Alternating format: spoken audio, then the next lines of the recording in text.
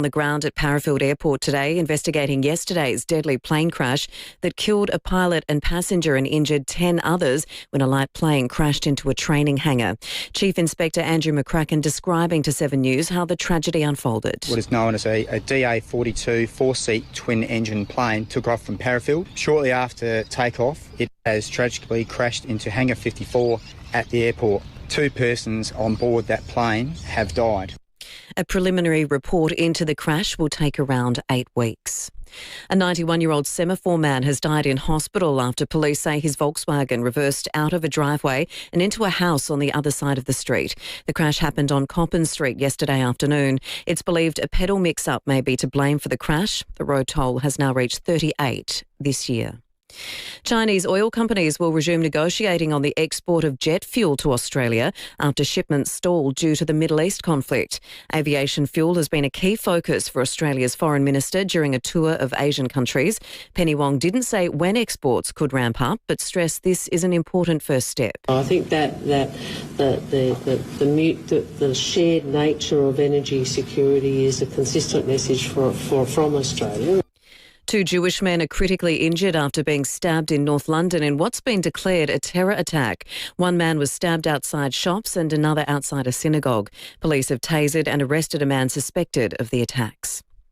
New figures shows the combined capacity of household and grid-scale batteries across Australia has more than doubled in the past year. The energy market operator says the technology is reducing the energy grid's need to rely on gas-powered generators, which is helping to push down electricity prices. 80% of Australian charities say demand for essential items and household goods has soared to unprecedented levels.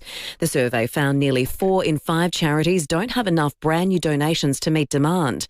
Good 360's Managing Director Alison Covington says governments could be doing more to ensure people are accessing the goods that they need. Most corporates and government philanthropy are good at the beginning of the crisis, but not the long-term crisis. And that's where communities, charities are saying they're not getting enough support. And King Charles has paid his respects at the site of the Twin Towers in Lower Manhattan. Joined by New York City Mayor Zoran Mamdani, the King spent time listening to the stories of those impacted by the September 11 attack. It's the first time a reigning British monarch has visited the memorial since Queen Elizabeth II in 2010. Now turning to 5AA Sport. Gliderol Garage Doors, over 50 years strong. All colours, all styles, all street appeal. Gliderol.com.au. Good morning, Matthew Pantelis. Good morning, Kate. The AFL's football boss has flatly denied draft changes will almost certainly incentivise tanking to finish in the bottom 5. Beginning this year, bottom 5 clubs whose first-round pick slides due to match bids on father-son or academy players will receive a second-round compensation pick. Greg Swan telling Fox Footy it won't happen. Yeah, I don't agree with that. I mean, nobody's going to go down the bottom to get a pick in the 20s. That's not going to happen. I disagree. Port and the Crows will unveil teams for Showdown tonight, but Dan Curtin expected to be named in Adelaide's lineup. Curtin hasn't played since the Crows' semi-finals loss to Hawthorn before dislocating a kneecap in a training mishap during a wrestling drill, the injury requiring surgery. He impressed coaching staff in the Sandful on Saturday and in Tuesday's main training session. Jake Saligo also looks like he's over a back niggle and ready to return. Hawthorn bolstered by the return of skipper James Sicily and half-forward Dylan Moore for tonight's clash with Collingwood. The Pies have made 4 changes, Bo McCreary and Jeremy Howe among the outs. Sunrisers Hyderabad has defeated Mumbai Indians by 6 wickets in the IPL. Travis Head smashing 76 for the Sunrisers. Teammate Pat Cummins having a tough day with the ball, finishing with figures of none for 39. And the first leg of the Champions League semi between Arsenal and Atletico Madrid is underway. Scores 1-1. The Gunners scoring at the 44th minute. Madrid in the 56th. There's about 20 minutes left to play. Kate, that's 5AA Sport. Thanks, Matthew. Now to the 5AA forecast. Partly cloudy today. We're heading for a warm top of 28 degrees. 29 and partly cloudy tomorrow. Showers on Saturday, a top of 25 before a drop in temperature down to 19 showers on Sunday. Right now it's 22 degrees on 5AA. Always Adelaide. You can rent a little, you can rent a lot. Whatever you're doing, wherever you're going, you can rely on Red Spot to get you there. We're the all-Aussie family-owned car rental company in airport terminals and cities across Australia, with a new fleet and plenty of hybrid options too. Experience the exceptional service that earned us Product Review's 2026 Car Hire Service of the Year. Book direct and save now at redspot.com.au today, or call 1300 66 8810. Red Spot. MotoGP is coming to Adelaide in 2027. But South Australia's bike racing moment starts now. ASBK Round 3 hits the Bend, May 1 to 3. Free GA Friday and epic superbike racing all weekend. Get your fix now at thebend.com.au. If there are any Pink Floyd fans listening this morning, well, This one's for you. Eclipse returns to Adelaide on Friday the 22nd of May at the newly renovated Adelaide Festival Theatre. This is going to be awesome. A 40-piece orchestral reconstruction of the Floyd's greatest works, featuring guitar legend Jack Jones alongside the Southern Cross Symphony Orchestra, a world-class rock band and a 20-piece youth choir. Every guitar solo, every iconic vocal, every note from the complete Dark Side of the Moon performed live. Wish You Were Here, Comfortably Numb, Another Brick in the Wall, Have a Cigar, Us and Them, all of it faithfully recreated with a full orchestra behind every single moment. This is Australia's definitive Pink Floyd orchestrated experience. One night only, tickets through Ticketek. Eclipse, Adelaide Festival Theatre, Friday, May 22nd. Don't miss it. Your lawn is about to face its toughest months of the year. Are you prepared? Lawn Hub's Amateur Pack has everything you need to get your lawn through winter and out the other side looking lush and green. But you need to start now. Pre-emergent weed control, cold weather fertiliser, wetting agent and more, all in home-friendly sizes with a step-by-step application calendar. Plus, order this month and you're in the draw to win a $3,000 BP fuel voucher. Lawnhub.com.au. I grow mine with Lawn Hub. Come and join the team on FIVEAA.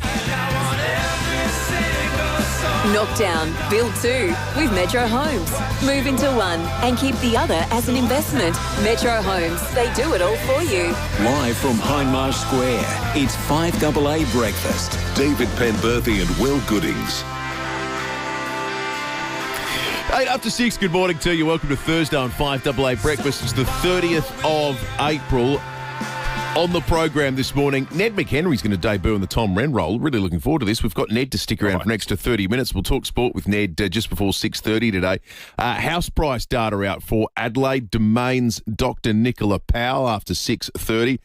LIV Golf is in the spotlight. The New Orleans, should I say, tournament has been scrapped. Furthermore, in the last 10 minutes, the Wall Street Journal's just published a piece saying on Thursday US time, so tomorrow our time, LIV Golf staff will be told they will be no longer funded officially by the Saudi investment fund. So there's some big developing news on LIV Golf this morning again. Inflation figures yesterday were largely as expected. Scary, big impetus for the RBA to lift rates now next week. We'll talk about that. Matt Abraham will be on the program, and of course, the big, really sad, awful news at Paraffield. We'll follow that with the latest updates. A plane crash that killed 2 people, has 10 others in suffering a range of injuries. One of them is in a serious condition in the Royal Adelaide Hospital. We will get you across all the developments. There will be investigations done at the scene this morning. So potentially we'll learn more about the causes behind that tragedy at Paraffield yesterday.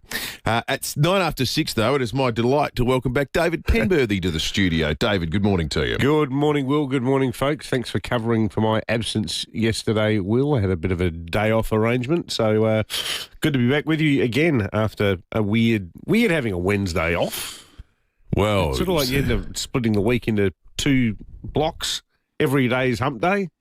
John Blake used to have a theory that the best day of the week to have off, if we were doing public holidays from scratch, it would always be the Wednesday.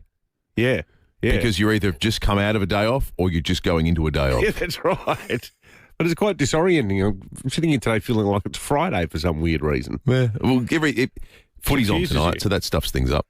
Oh, of course it is, isn't it? Yeah, Thursday night. Showdown tomorrow night. Yeah. How are we feeling about that, Crows fans, Port fans? I reckon Port fans will be slightly licking their lips about this one. Yeah, we'll ask them. I don't know. I haven't detected that degree of confidence on the text line as yet. Well, you never want to get too cocky. No. Before any showdown. No. I don't know. I've got a bleak feeling about this based on last week's performance. Although, Port fans go, oh, they're going to bounce back. They got flogged by, almost 10 goals at the Gabba. You always want to play a side that's coming off a win, not a humiliating loss. That's right, mind you. Only 5-day break. It's going to be interesting. You calling? No, I'm not calling it. It'll be Rowie and Timmy G calling it on Friday night. It's a showdown in its own right. Those two going hammer and tong. Interestingly, the weather forecast has not changed. Still a top of 29 tomorrow. Ben Jordan, our stats man, told us yesterday if it gets to 29.1, it'll be the hottest showdown day ever. Seriously? Yeah, 29. If it gets to 29.1. I suppose that makes sense because they're all it's normally well and truly, end of autumn, start of winter, isn't it? Yeah, that's exactly right. He did make the point that obviously it won't be, because it's not played in the heat of the day, it won't be the hottest for the players, but in terms of the day, it's a good marker of just how remarkable the weather's been. Warm again today, and then lots of rain.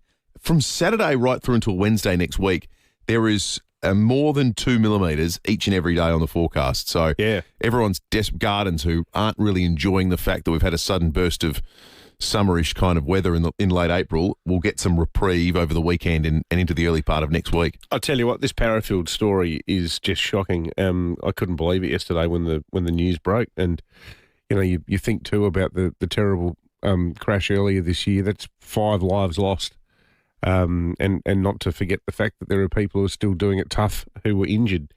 We're going to find out more details during this morning's show about exactly how this happened. And we're already there's one really very well informed text here. I should read it out actually. Paraffield Airport, the busiest training aerodrome in Australia, but it doesn't have on-airport fire trucks. Under current Australian regulations, Paraffield does not need to have dedicated aviation fire trucks because it doesn't meet the passenger movement thresholds. Aviation fire trucks carry large quantities of foam, dry chemical and water, and are designed for rapid response within 3 minutes to any point on the movement area. Training aerodromes like Paraffield have high-density circuits, solo students, engine-out training and frequent takeoffs, landings, which statistically increase the likelihood of incidents requiring immediate suppression. And apparently CASA is in the process of looking at all of them with a view to modernising them. Now, that's the sort of broad context from someone who sounds like they know their stuff. As to exactly how this crash happened, we're still not really any the wiser, are we? No, we're not. Sam Datto did a bit of an explainer this morning. Sam Datto, our resident Rev here at 5AA, is also a trained pilot. He flies single-engine planes and has done some really good work explaining the sorts of things you do. You go through the processes when there is an engine failure. But all that video is going to be analysed, and today they'll try to get to the bottom of precisely what caused this. Bianca Wiley at the Today Show, for the Today Show, is at Paraffield Airport. Bianca, good morning to you. Good morning to you. How are you? We're good, thanks, Bianca. So is there any more detail yet about what is suspected to have occurred yesterday? Look, there's still obviously no formal investigation has taken place until a bit later this morning, and then we won't have a detailed initial report until another 8 weeks. But we do know from the flight radar that the plane had just taken off before it then started to veer left and then obviously crashed into the hangar, which had people inside as well as other aircraft. That was just after 2 yesterday. Absolutely devastating that both people on board the plane died, as well as 10 people who were on the ground were taken to hospital were injured, and one of those with serious burns. And so do we even know how many seconds the plane was in the air for? Like it was just up and down, wasn't it? Yeah, it was pretty soon after it had just taken off. So it's obviously unclear what exactly has gone wrong. There was a pilot and a trainee on board is something that we do know, though. Do we know the ages of the victims yet? That is something that I'm not clear about at this stage. Obviously, there'll be more to come from authorities. Have we heard anything, Bianca, about the people inside the hangar? What was going on in there? Was there a class being conducted? Was there maintenance on aircraft? Do we have any indication of the sort of work that was being done when it was crashed into? Look, that hangar is part of a flight training school that operates here at the airport. So obviously there's staff, there's students As to what exactly was happening at the time, I'm unclear of that, but we can only assume they'd be going about their day-to-day life. Yeah. Awful. We're just looking at the pictures on the Facebook and YouTube live stream at the moment. It's just awful to see. Bianca, thank you. Bianca Wiley for the Today Show at Paraffield Airport, where, as I say, investigation will continue today into the component of this. That, we should say, too, that obviously Paraffield, Salisbury, that neck of the woods, that is absolute 5AA heartland. We've got so many listeners out there. So if you saw anything yesterday, or even if you didn't see anything, but if you have your own thoughts about the location of the airport, I'm not advocating that we move it, but, living next to it, when something like this happens, we've probably got people who are hanging up their washing and saw a plane fall out of the sky. Like you look at the front page of the Tiser today, it's a pretty horrifying and bracing image. There was on 7 last night, we spoke with a group of people. There are lots of people like to stop and watch the aeroplanes. And there was a young mother and her young boy who, before and after school, they like to stop and they'll watch a couple of planes land. Just horrifying for them. There was another bloke who just thought he'd pull over and have a bit of a rest for 5 minutes. Nothing more peaceful than watching a plane come into land. And, And then they saw something that was truly horrifying. So, yeah, it is confronting. 17 minutes after 6, 8223 is our number. You can text us too on the text line 0448 08 1395. Every day, CommBank is trusted by over 1 million Aussie businesses. We're here to help back your goals and ready to lend a hand. Order for James. To find out more, search CommBank Business. Adelaide's local, trusted and truly connected talkback radio station. 5AA. Always Adelaide. When you need capability, solutions and expertise for major projects, that's a Kennards Hire job. Hi, Kennards Hire. For 24/7 customer support, talk to our experts today. Kennards make your job easy. Comparing Lawn Hub's Lawn Care Essentials Pack to the stuff you buy at your local hardware store is like comparing barista-made coffee to instant coffee. One is superior. With Lawn Hub's Lawn Care Essentials Pack, you'll get 5 pro-grade lawn treatments, the same sort used on stunning golf greens. And with an easy-to-understand application calendar, Lawn Hub will help you transform your lawn from zero to hero in 4 easy steps. No guesswork, just results. Order direct online from lawnhub.com.au. I grow mine with Lawn Hub. Hi, Brady Bit here for Mawson Lakes Mazda with a little secret of how you can get behind the wheel of a new Mazda. You can unlock their end of financial year deals early. You heard right, we can give them to you right now. That's immediate delivery on all makes, models and colours. Plus low-K demos must go. No gimmicks, just early end of financial year deals and the best customer support for you and your shiny new Mazda. Mawson Lakes Mazda, Salisbury Highway, just a short drive from the city. Go Harvey Norman. Take a further 10% off all Australian-made AH Beard mattresses. Made by Australians for Australians. Like the Conformer Embrace Queen mattress, your choice of 4 feels, now only $719. Or the Cairo Elegant Queen mattress, now just $1,529. Now's the time to buy. Take a further 10% off Australian-made AH Beard mattresses. Hurry, must end Monday. Best range, best prices. Don't miss a further 10% off Australian-made AH Beard mattresses at Harvey Norman now. Conditions apply.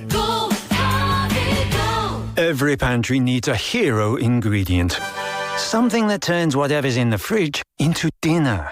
Chicken, beef, prawns, leftover veggies.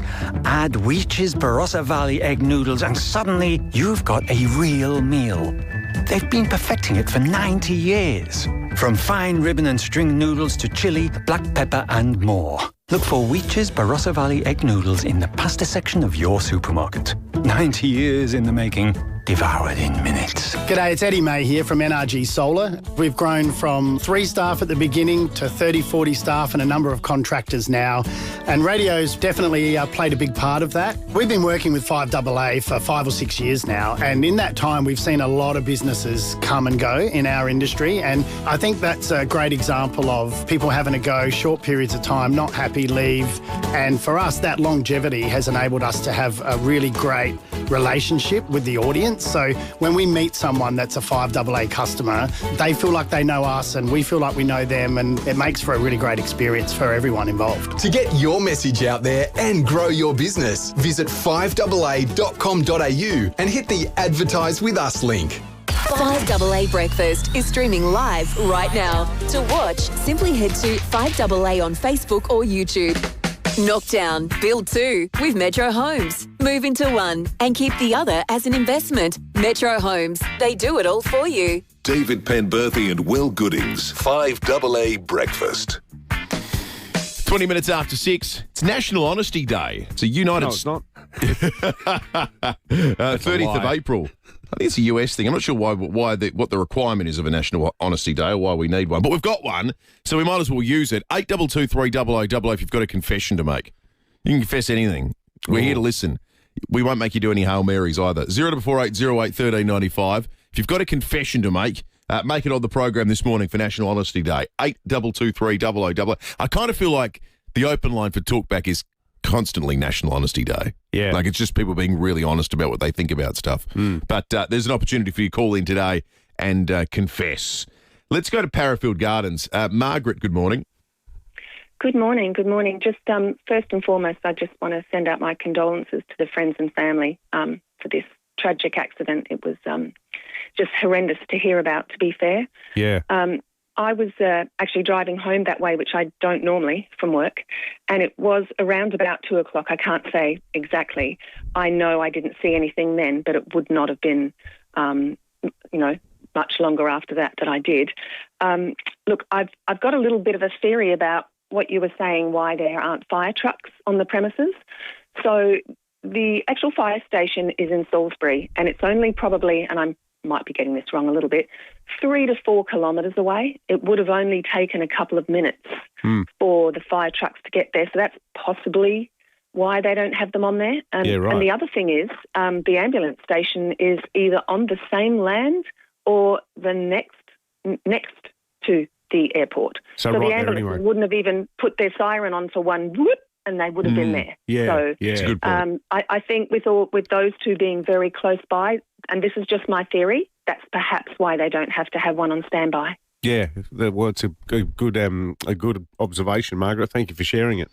It's a worthwhile thing to tease out, given the focus on Paraffield at the moment. But I've not seen anything to suggest there was some sort of delay in putting out fire that that exacerbated any of the issues there. No. So I mean, this is an aviation disaster. Yeah. But what happened in the air, not on the ground? Yeah, that's right. It sounds like the fire. Some of the emergency services communications was unbelievable. Talking about how they're going to be able to knock down the hangar and how they're going to be able to get to people. They seem very. I mean, the MFS is just unbelievable. They're an exceptional outfit, and they were very confident with how they handled the situation on the basis of what you could hear on the emergency services. Keep your thoughts coming. A lot of locals with thoughts. Jared, who texts us a lot, has just sent through us a really long text. Jared's a pilot, so I'm going to read it out.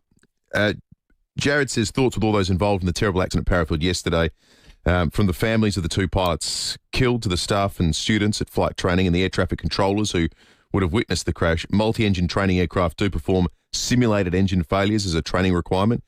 This has been done for many, many years. It's something I learned and then also taught other students to do many years ago. Whether this was simulated engine failure after takeoff that went horribly wrong or a real engine failure that became uncontrollable, the ATSB, the Transport Safety Board, will determine eventually. I'd rather not comment on any further on the suspected cause of the crash. As for the on-airport firefighting, Paraffield have not had its own dedicated fire service for 30 years, nor is it required to have one. The response time from the MFS was excellent yesterday, and on-airport fire service would not have changed the outcome. Well said, Jared. Another one here from Stuart. I'm a commercial pilot, and it looks like a failure of the left engine causing asymmetric thrust and yaw and roll toward the failed engine with insufficient time and altitude to complete the necessary control, leading to a potential startle effect. Well, all those people have a much deeper understanding of how these things work than we do. I tell you what you don't need to be a pilot to appreciate, just watching the vision, your margin for error is nil. Yep. Your opportunity to react to something going wrong is just horrible. Is incredibly limited.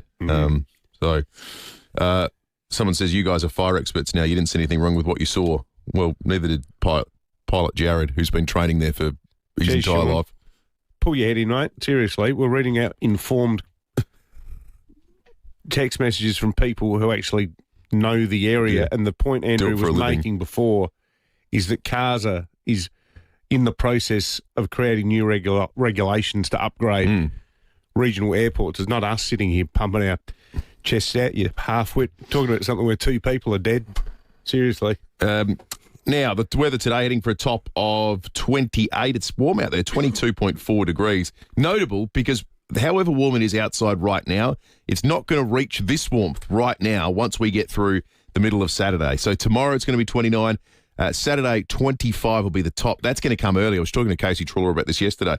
The top will come early, and then we're going to get rain, 2 to 9 millimetres, according to the Bureau. Sunday, then, the maximum is just 19, 0 to 8. Monday, 1 to 10 millimetres of rain, and a maximum of 19. In fact, it's 19 right through to Wednesday.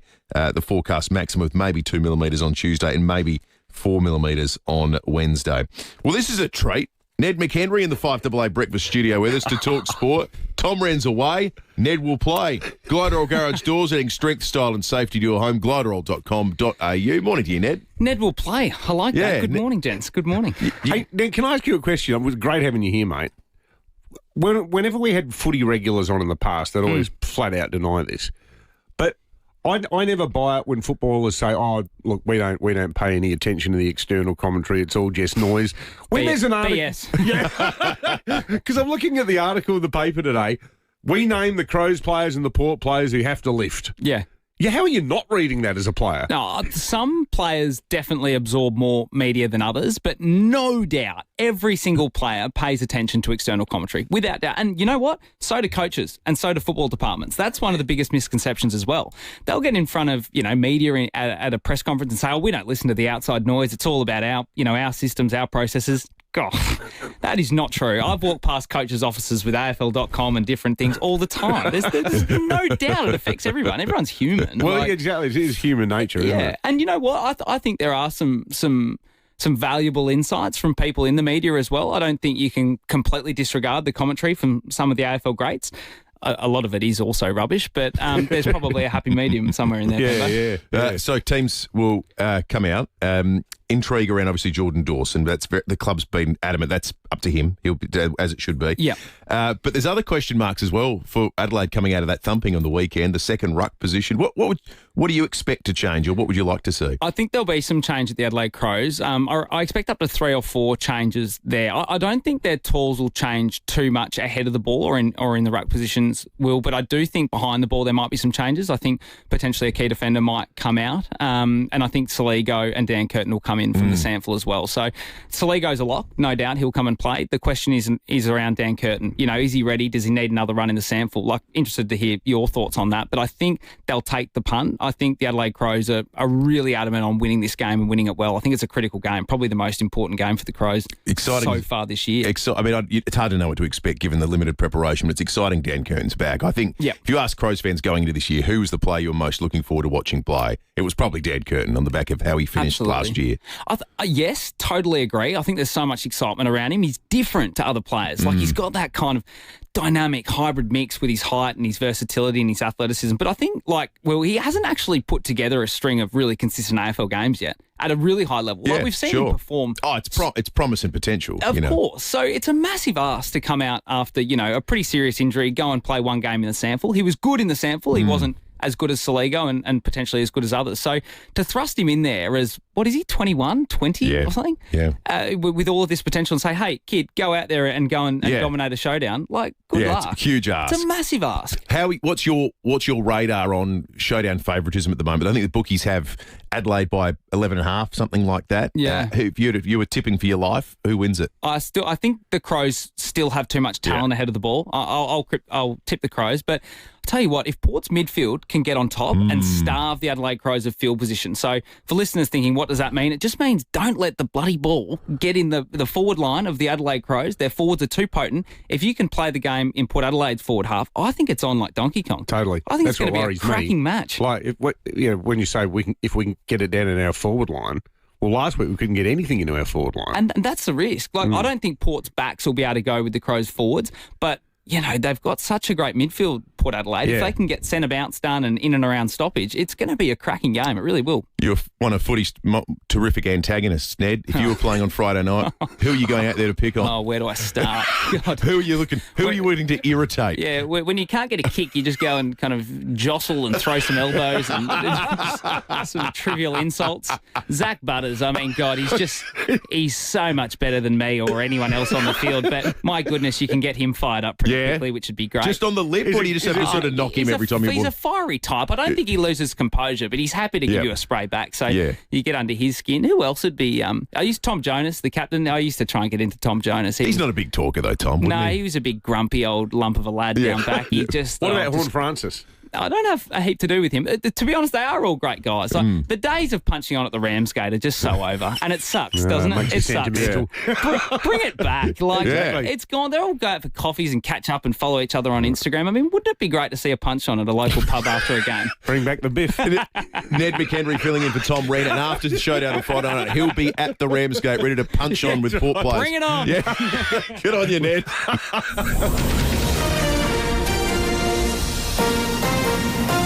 This is 5AA News. Always Adelaide. 28 degrees and partly cloudy for Adelaide today with the 6:30 news. Good morning, I'm Kate Collins. Had a collision? Get in touch with Premier Panel Services and have your car returned to its former beauty. The Australian Transport Safety Bureau will be on scene at Paraffield today investigating why yesterday's deadly plane crash happened. A pilot and passenger died when their plane crashed into a hangar just after takeoff. Chief Inspector Andrew McCracken says 10 people inside the hangar were injured. We have one in a life-threatening condition at the Royal Adelaide Hospital, two in a serious condition at the RAR, one with minor injuries at the RAR, 4 persons at Lyell McEwen with smoke inhalation, and a further 2 other persons were rushed to the Modbury Hospital with smoke inhalation as well. The Premier has sent his condolences and thoughts to those involved. Yesterday's crash, one of several deadly aviation incidents so far this year in SA. Economists are widely expected the Reserve Bank to deliver a third consecutive rate rise next week as new figures show inflation is at a 3-year high. The latest monthly data shows a 33% increase in petrol prices helped push inflation to 4.6% in March. Shots have been fired into a brothel in South Melbourne. Madeline Burke is there. Several shots were fired from a moving vehicle just before 2 this morning. It's believed the target was Gotham City Brothel. The shots hit a roller door and a car parked outside. No one inside the building at the time was injured and nobody was in the car. Currently, police have cordoned off Clark Street. There are 4 bullet casings here on the ground. They say it's too early to say if this shooting is linked to a recent spate of attacks on Melbourne nightlife venues. British police have arrested a man on suspicion of attempted murder after 2 Jewish men were stabbed in Golders Green, a Jewish neighbourhood in North London. It's been declared a terror incident. They say the suspect has mental health problems and a history of violence.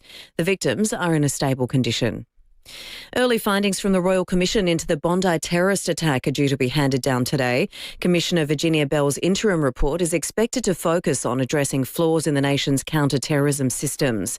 The first public hearings will take place in Sydney next week. Oil prices have risen after news emerged that US President Donald Trump met with oil executives to discuss extending the US blockade on Iranian ports and shipping. Brent crude rose to more than $119 a barrel. Iran is also disrupting traffic through the Strait of Hormuz, which about a fifth of the world's oil and gas travelled through before the war. Researchers found only half of Australians are happy with their current salary and most expect a pay rise this year.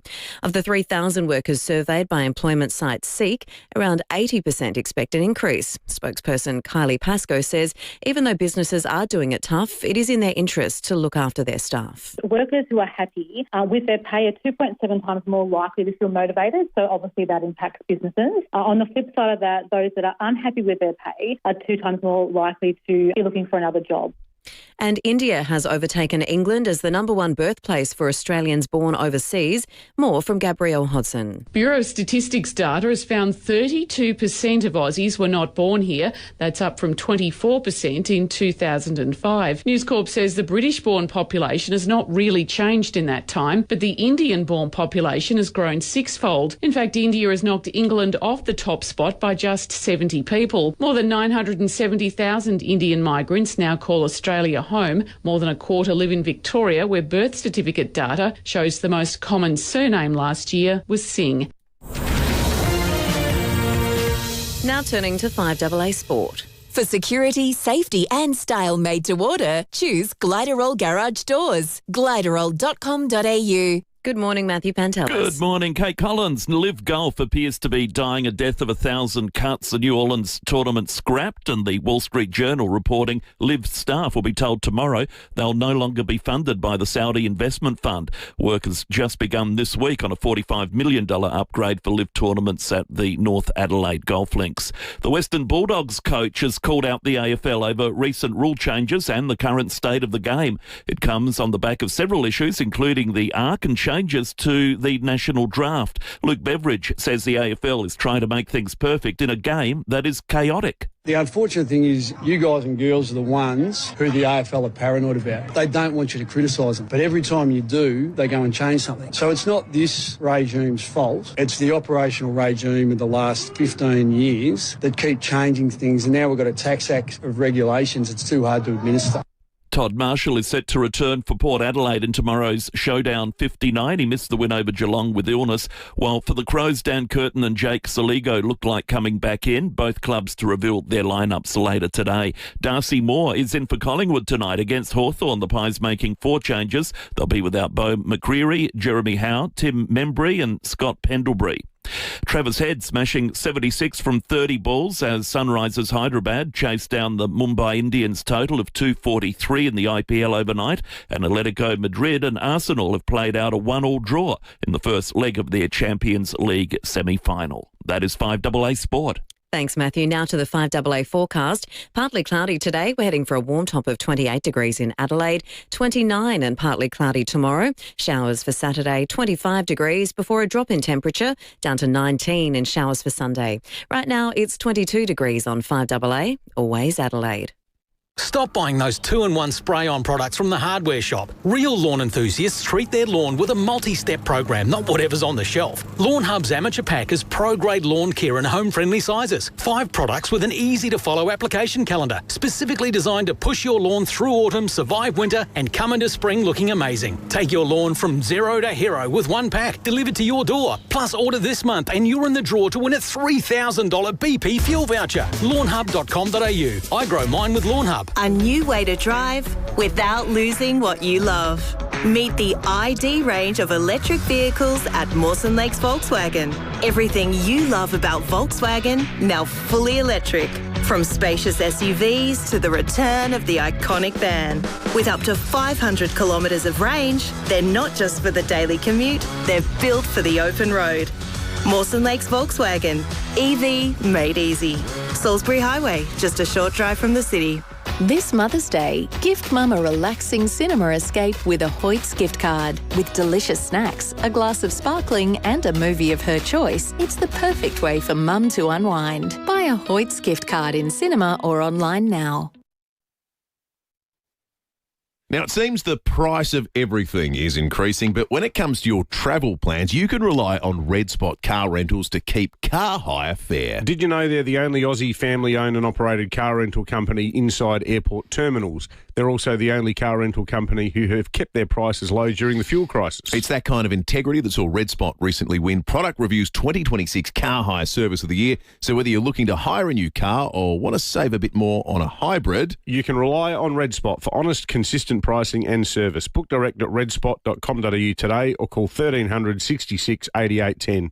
Did you know that over 400,000 Australians live with a lung condition called chronic obstructive pulmonary disease? That's why CMAX Clinical Research is investigating a potential treatment and needs your help. If you're aged 18 to 60 and generally healthy, you might be eligible to take part in this clinical trial. Spend 7 nights at CMAX in Adelaide CBD, attend 2 follow-up visits and get paid for your time. Ready to make a difference? Apply at cmax.com.au. CMAX.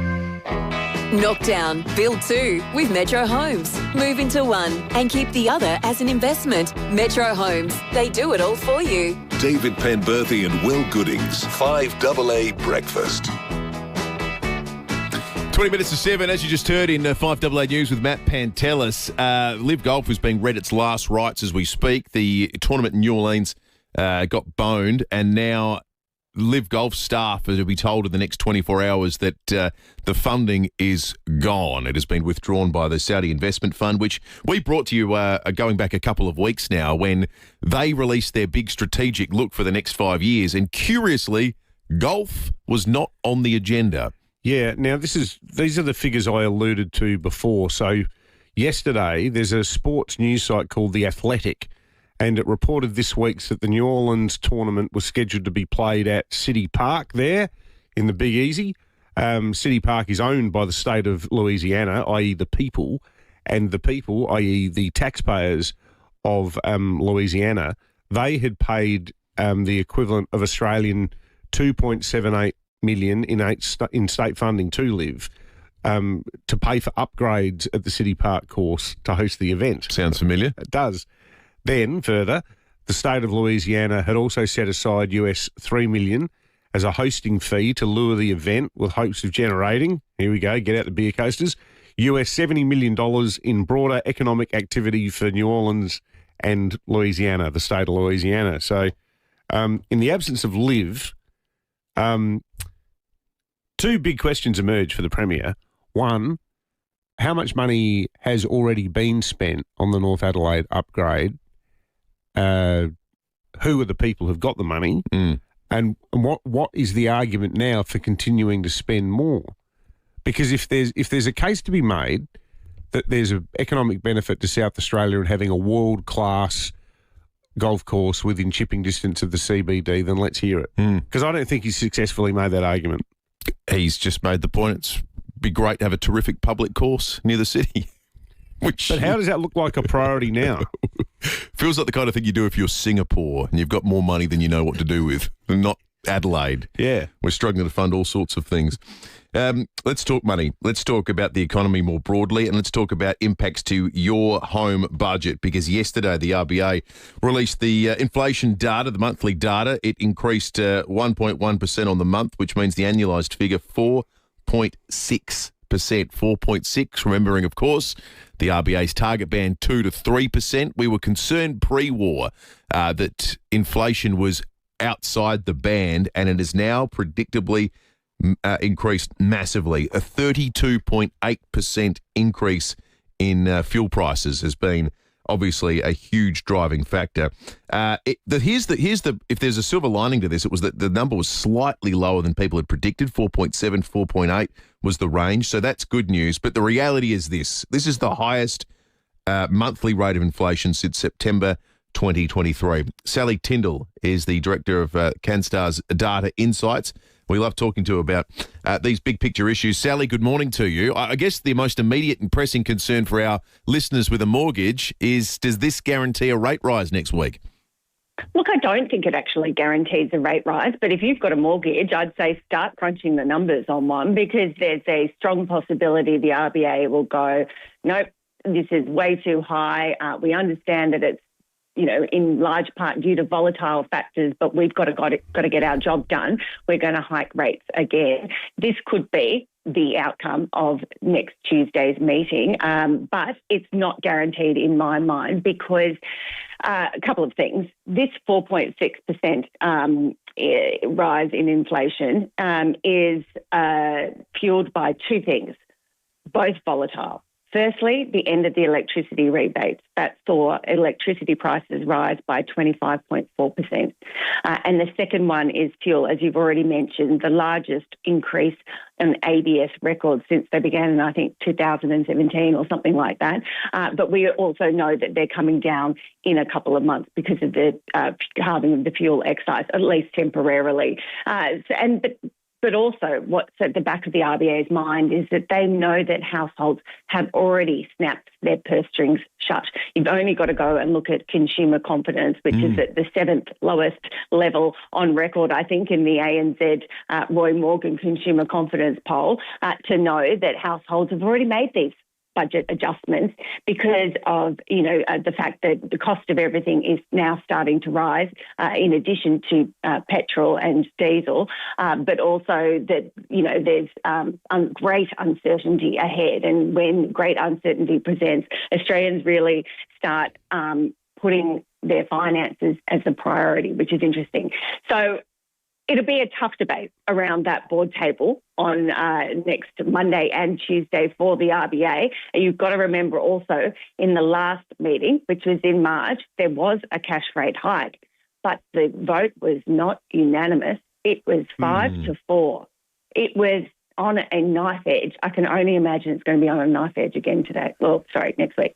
Sally, also, the other part of this is what kind of uncertainty do you see in the sort of short term with jobs? There's a story here yesterday in Adelaide that one of the biggest local chains of sports stores, Sports Power, is now in administration.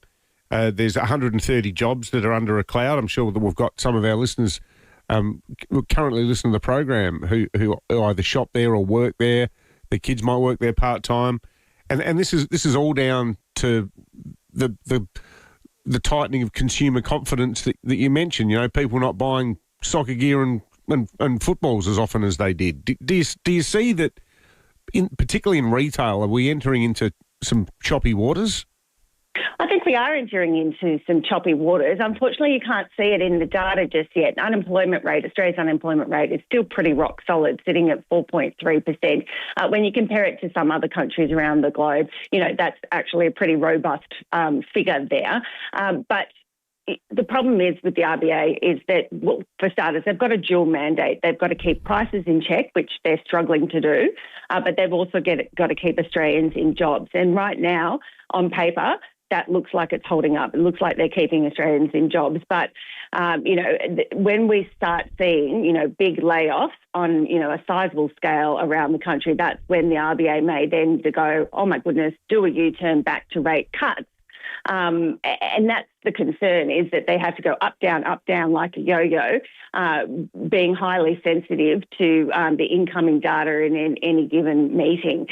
Or they look longer term and go, okay, consumer confidence is down, business confidence is down. We're starting to understand they've got a business liaison program that, companies aren't hiring anymore. In fact, they're considering laying off people. Maybe we look a little bit longer term and don't hike the cash rate again just yet.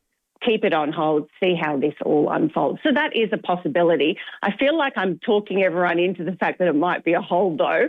Again, I go back to the point. If you've got a mortgage, you plan for a hike. Yeah. Certainly all 4 big bank economic teams are expecting a cash rate hike on Tuesday. 3 of the big 4 banks think it will be one more on Tuesday, and that's it for the foreseeable future. We've got an outlier in Westpac, which is expecting not just one on Tuesday, but also one in June and another one in August. That's an outlier, but I would still be crunching the numbers if you've got a mortgage on that possibility as well. Yeah, it's great advice. Sally. Thank you, Sally. Sally Tyndall from the CanStar Data Insights. So the Reserve Bank meets next week. Lots to chew over, as Sally just described.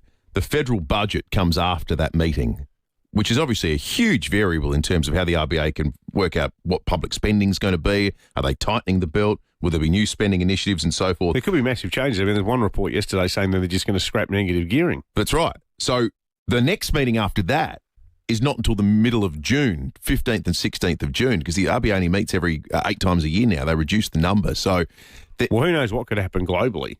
This is just... You don't know what's going to happen globally within the next 24 hours. So you make a determination next week when you haven't had sight of the budget and there's no clarity necessarily around the end of the war.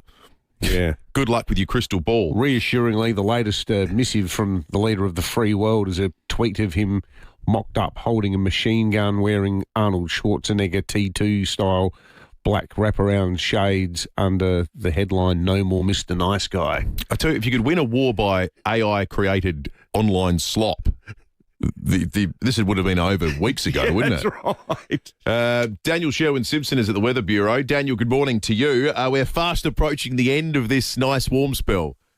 Yes, we've still got a little bit left, though, and a very warm morning. Adelaide was tied second warmest place in the state this morning, only getting down to 20.1 degrees. Noarlunga was the only place to beat it. Today we're on for 28 degrees, partly cloudy. We might see the sun start to poke out a little bit more as we head into the later parts of the afternoon.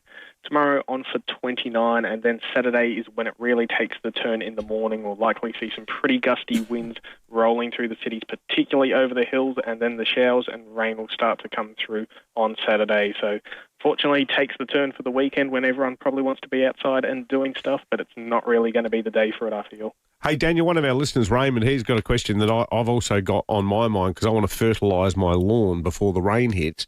Do you have any idea? We're not going to hold you to this, mate, because we know it's an imprecise art, what you do. But have you got a rough idea what time the rain will start Saturday? Can we get a few hours gardening in Saturday morning first? Look, I think you're going to be on for a bit of a stretch unless you're up at the crack of dawn. I reckon we could start to see the showers coming in probably around in sort of the 8 to 10 o'clock range in the morning. We could get the odd leading thunderstorm that sometimes crops up with this type of cold front. But, yeah, I think pretty early on in the morning is when we're going to start to see it. And even if it's not raining at that time, it's going to be very, very windy. So I think probably get your first done on Friday if you're going to do it. Good advice, mate. Thank you. Daniel Sherwin-Simpson there from the Weather Bureau. All right, let's head to St. Paul. Senior Constable Kimberly Broad joins us. Kimberly, 3 teens have been arrested in a stolen car. Yeah, it was about 8 o'clock last night. Police responded to reports of a white Mitsubishi SUV. It was speeding and driving dangerously on Main North Road at Paraffield West. And we'd actually received a similar report with the same vehicle at Elizabeth South a bit earlier prior to that. But subsequent checks with the registered owner revealed that it had been stolen from Windsor Gardens. So police patrol spotted the stolen car back in that Windsor Gardens area about 8:30, but it was lost sight of. However, only minutes later, the vehicle was seen parked on North East Road with 3 boys walking off. So those youths were stopped, and one of the boys was actually found in possession of the car's key. So we've arrested 3 teens. 2 are 16 from Elizabeth Downs and Mount Gambier, along with a 14-year-old boy from Paralawi. So they've been charged with illegal use of a motor vehicle, and the 14-year-old further charged with driving unlicensed. So they'll be appearing in court in June. And also, Kimberly, there's been a suspicious house fire at Blair Athol. Yeah, this was just before 9:30 last night. Police and MFS called to a vacant home on Blount Street at Blair Athol after reports it was on fire. MFS crews extinguished the blaze, but unfortunately it caused extensive damage to the property, and we do believe that the fire was deliberately lit. So we're just asking if anybody saw any suspicious activity in that area, if they could give us a call on the Crime Stoppers number 1800 333 000. Thanks, Kimberly. Senior Constable Kimberly Broad from SAPOL. I wonder how many fire investigators we've got in South Australia, because they've had a busy 24 hours. They absolutely have. That poured the mustard seed in Hahndorf yesterday, Shocking. Of course. Now investigated as an arson. All right, we're going to check traffic. On the other side of this break, is LIV Golf dead? Its last rights being read as we speak. Will tomorrow it be made official? We're going to try to get to the bottom of that next. Morning there. A couple of things to look out for in the hills. Today, got a Carvey tree at Mount Barker, Flaxley Road near Old Mount Barker Road. Crayford still sorting out the road and barrier damage from that truck crash the other week near the Crayford interchange. And we're slow this morning, South Road at Edwardstown. Got a swag of roadworks going on just at Castle Plaza there. So take it easy through there this morning. Cameras, East Terrace, Henley Beach and Whites Road, Paralawi. Join Adelaide Central Market on May 8 and 15 for Flavours of the Market with free chef cooking demonstrations for Tasting Australia. Visit AdelaideCentralMarket.com. Adelaide's most accurate traffic on 5AA. Life seems to find its rhythm in the Grampians and Wimmera Mallee. Hikes and walks where you finally take a breath. Towns made for slow wandering. Eateries and stays that feel good for the soul. Then come the sunsets, the kind that slow you right down. And dark skies where the stars feel within reach. Feels like exactly what you need. Just like the stars, a stay here is closer than you might think. Visit grampians.com.au. Your lawn is about to face its toughest months of the year. Are you prepared? Lawn Hub's Amateur Pack has everything you need to get your lawn through winter and out the other side looking lush and green. But you need to start now. Pre-emergent weed control, cold weather fertiliser, wetting agent and more, all in home-friendly sizes with a step-by-step application calendar. Plus, order this month and you're in the draw to win a $3,000 BP fuel voucher. Lawnhub.com.au. I grow mine with Lawn Hub. Hello, this is Curbstone Motors. No, I'm sorry. We don't do an early sale like Hyundai's Prius. Yes, I heard you can get the i30 sedan hybrid from just $34,990 drive away. What do we have? Balloons. And wavy men. Enjoy great deals without the gimmicks at Hyundai Prius. On now at participating Hyundai dealers. T's and C's and exclusions at hyundai.com.au. Knock down, build two with Metro Homes. Move into one and keep the other as an investment. Metro Homes, they do it all for you. David Penberthy and Will Goodings, 5AA Breakfast. 4 minutes to 7. We spoke a couple of weeks ago about some murmurs from the United States about the future of LIV Golf. The Saudi Investment Fund had detailed their spending priorities for the next 5 years, and a curious omission was LIV that got a lot of people concerned. The Premier told us that he sought assurances from LIV Golf, and they told him full steam ahead. Well, the steam might have just run out because the Wall Street Journal was reporting this morning that as of Thursday US time, so tomorrow our time, LIV Golf staff are going to be told Saudi funding is no more. They've tried to find and will continue to try to find alternative funding, but how do you alternatively fund something that existed because of the most extraordinary amount of money and wealth imaginable? Let's head to the US now and catch up with front office sports golf reporter David Rumsey. David, lots to digest in the last few hours with regard to the future of LIV, but it has no future, does it? Guys, thanks for having me on. And yeah, it seems like every time I chat with somebody about LIV, I have to preface it with things might change while we're on the call. And things happen so fast these days.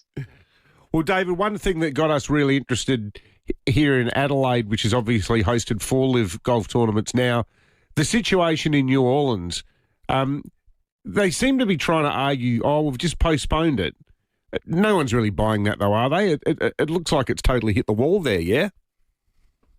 No, I mean, if you guys remember back in the COVID days, there was a lot of this, we're postponing this event, we're rescheduling this event, and this was across the world, of course, and everything was canceled. So, yeah, I think any logical person realizes the New Orleans event is canceled, and we're just trying to dig into how much is this going to cost, what are the refunds, all that. I don't think anybody thinks that LIV is going to go back there in the fall. After their season ends, the team championship is in Michigan in August, right?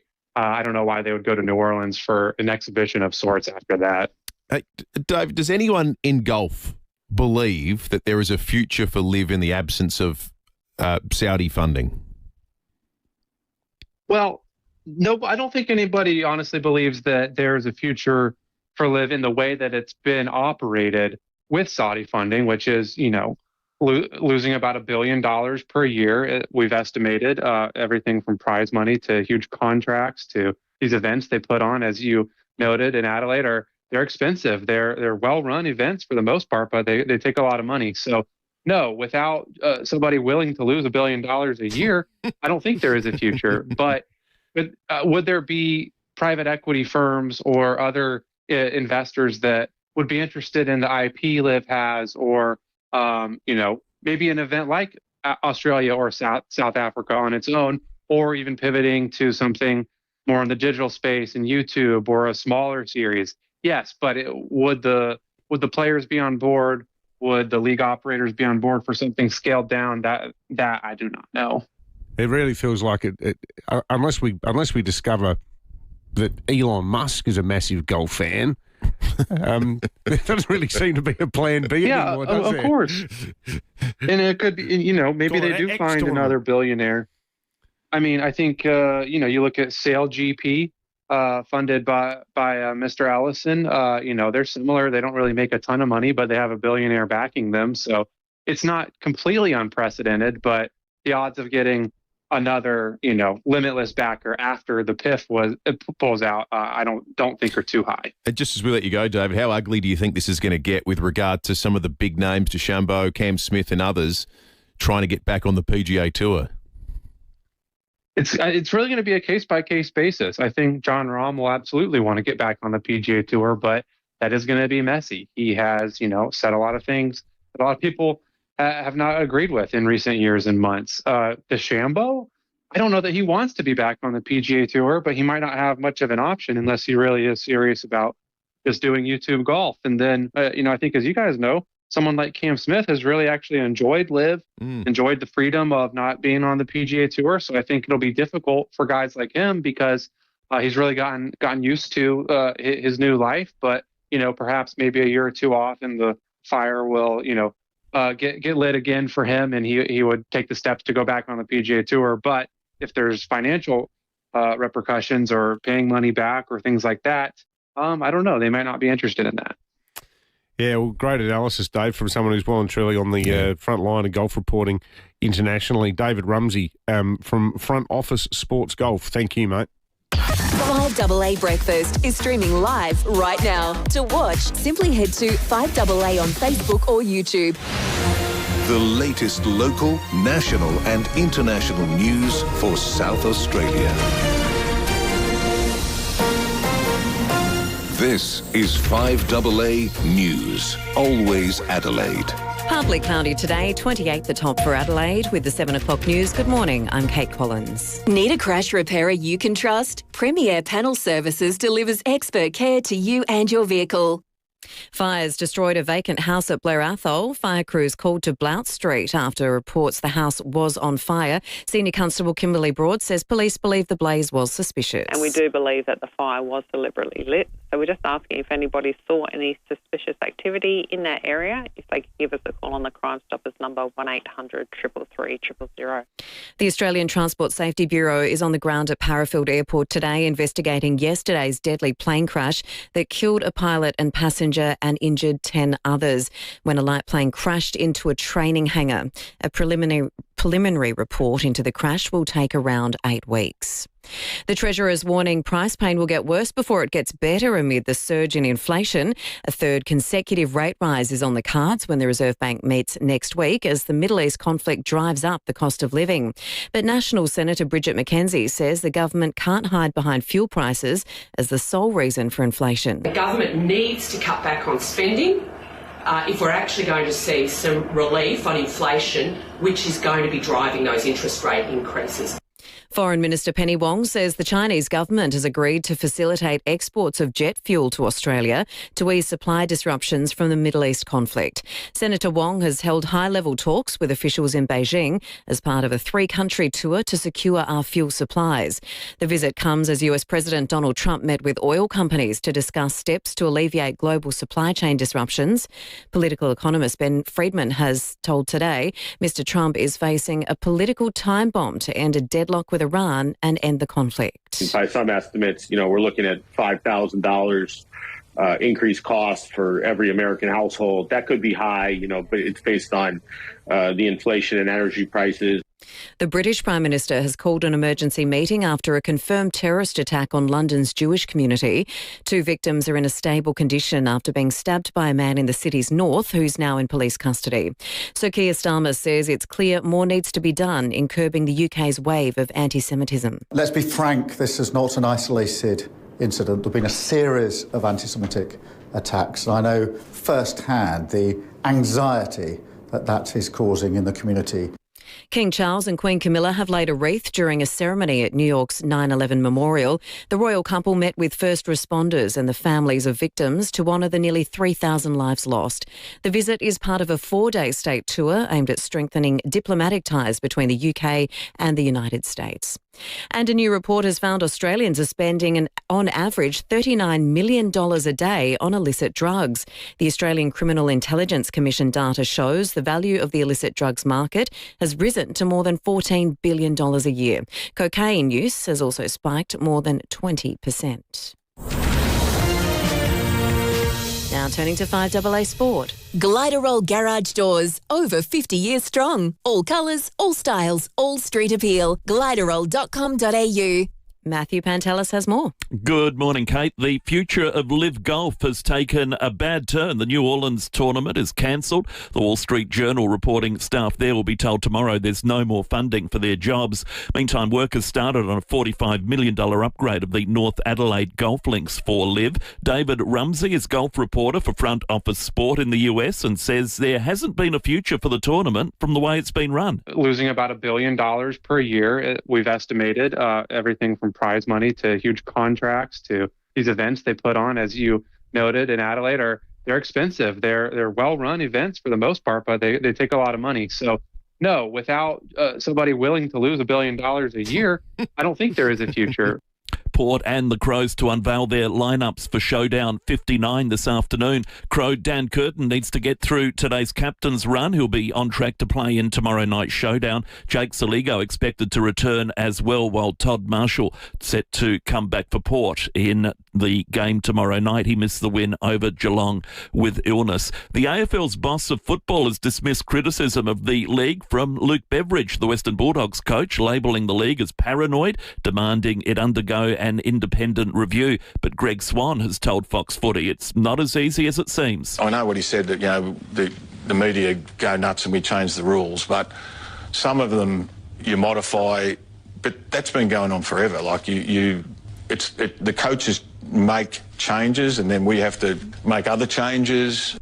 Champions League overnight, Atletico Madrid and Arsenal played out a 1-1 draw in Madrid. The Gunners host the return match Wednesday morning, our time. Aussie boxer Sky Nicholson has retained her WBC interim world bantamweight title, putting on a clinical display, defeating Mariah Turner unanimous decision. And Yannick Sinner has won through to the semis of the Madrid Tennis Open, beating Rafael Nadal in straight sets 6-2, 7-6. Kate, that is 5AA Sport. Thanks, Matthew. Now checking 5AA traffic. Morning there. Roads are looking too bad today. A couple of things in the hills to keep in mind. Got a Carvey tree at Mount Barker, Flaxley Road near Old Mount Barker Road. On the freeway, still got some dramas at Crafers, sorting out the road and barrier damage in that truck crash the other week near the Crafers interchange on the freeway. And we're slow right now, South Road, Edwardstown, a swagger roadworks going on just next to Castle Plaza. Camera, trimmer parade season. Get to the Ford Ranger Bi-Turbo run-out and get a 4K fuel card with select Bi-Turbo models at participating Ford dealers. See Ford.com.au for details. Adelaide's most accurate traffic on 5AA. Now the 5AA forecast, partly cloudy for Adelaide today. We're heading for a warm top of 28 degrees, 29 and partly cloudy tomorrow. Showers for Saturday, 25 the top, before a drop in temperature down to 19 in showers for Sunday. Right now it's 22 degrees on 5AA, always Adelaide. In Adelaide and across South Australia, this is 5AA, always Adelaide. In the summertime when the weather Knockdown, build 2 with Metro Homes. Move into one and keep the other as an investment. Metro Homes, they do it all for you. David Penberthy and Will Goodings, 5AA Breakfast. 8 after 7, good morning to you. Welcome to Thursday on 5AA Breakfast, the 30th of April. There's some dark cloud in the sky over Adelaide this morning. It's not going to bring rain today, but it's a bit of an omen for what's coming on Saturday and then right throughout the weekend and into next week when this nice warm patch will end and rain will be very much on the way. Good weekend for gardening. Big thanks to everybody who sent in photographs this morning of what was a beautiful sunrise too. Louise in Mount Torrens, Brendan in Maitland. Brendan's photograph looks like a Mark Rothko painting. Absolutely stunning. It's got a black sort of rectangle at the bottom, then this red line of the sun coming up over the ocean, and then the sky is completely grey. It's only got the three colours and it's totally geometric. An amazing photograph, Brendan. Thank you. Keep them coming in, 044808 1395. We spoke about inflation over the first hour of the program and the role in which fuel prices obviously played in elevating the cost of, well, everything. The oil barrel price this morning, highest it's been at any point in the war, and it is going up like a straight line on the charts. Brent crude is at $122 a barrel.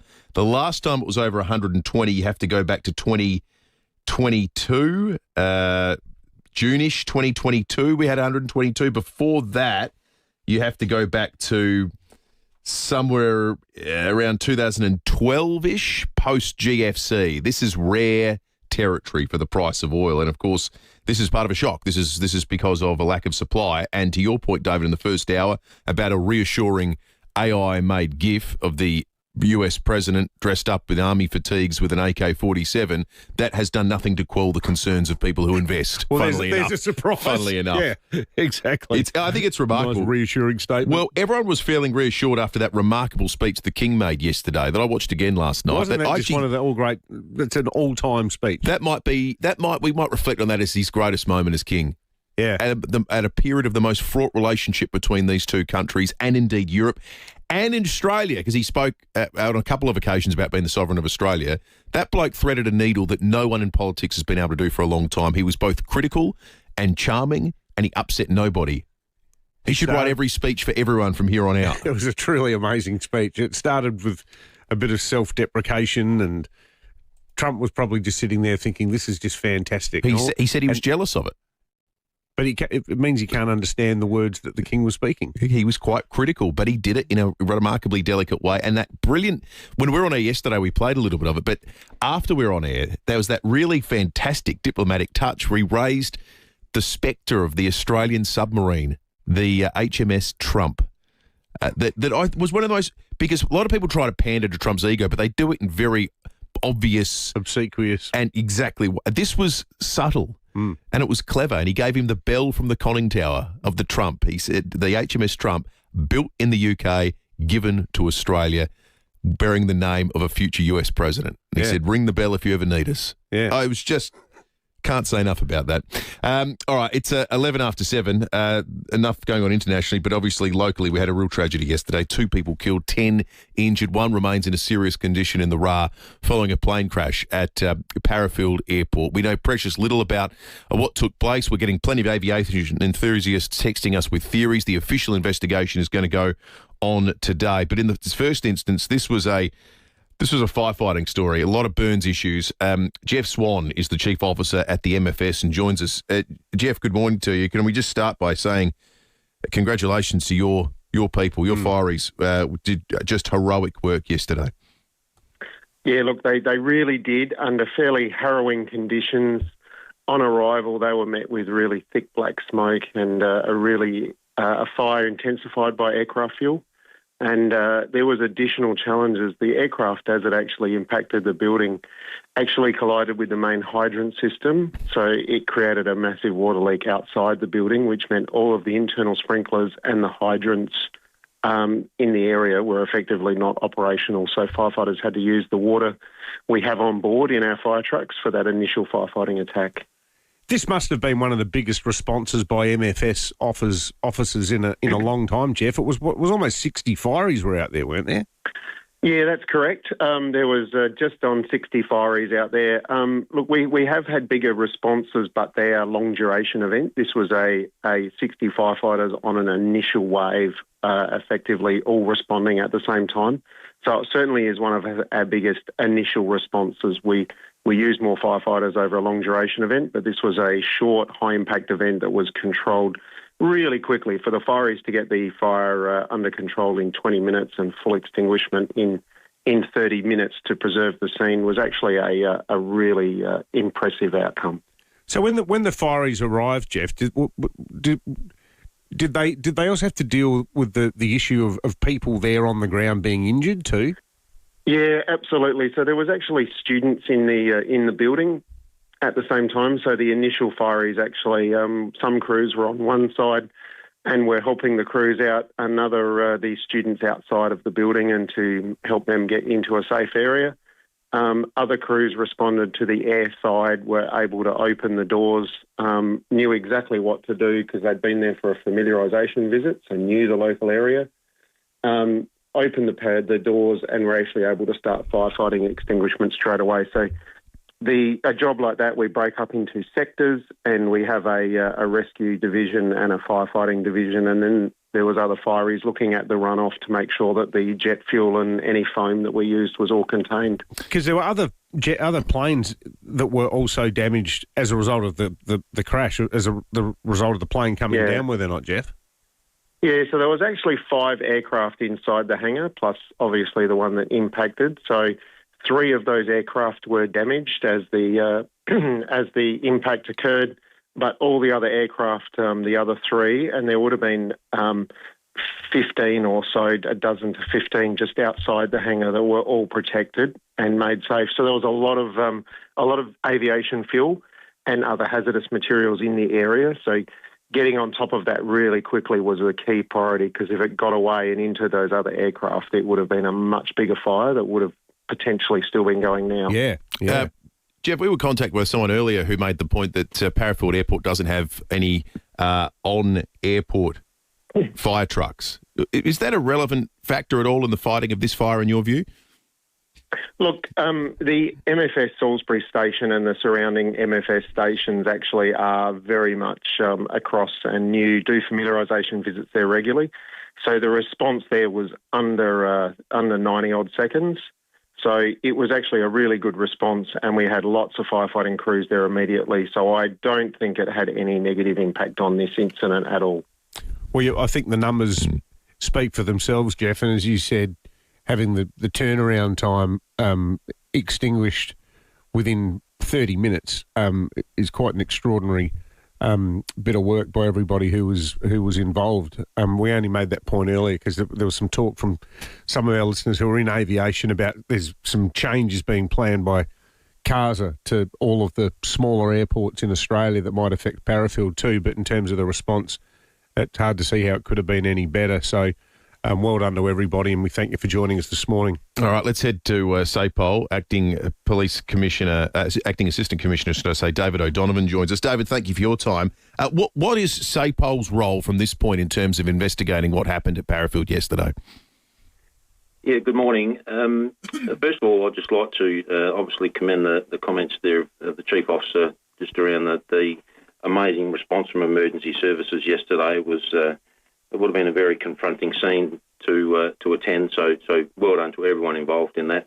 So our role initially would be to provide support to the fire service while we're obviously dealing with the most critical risk, and that being the fire, etc.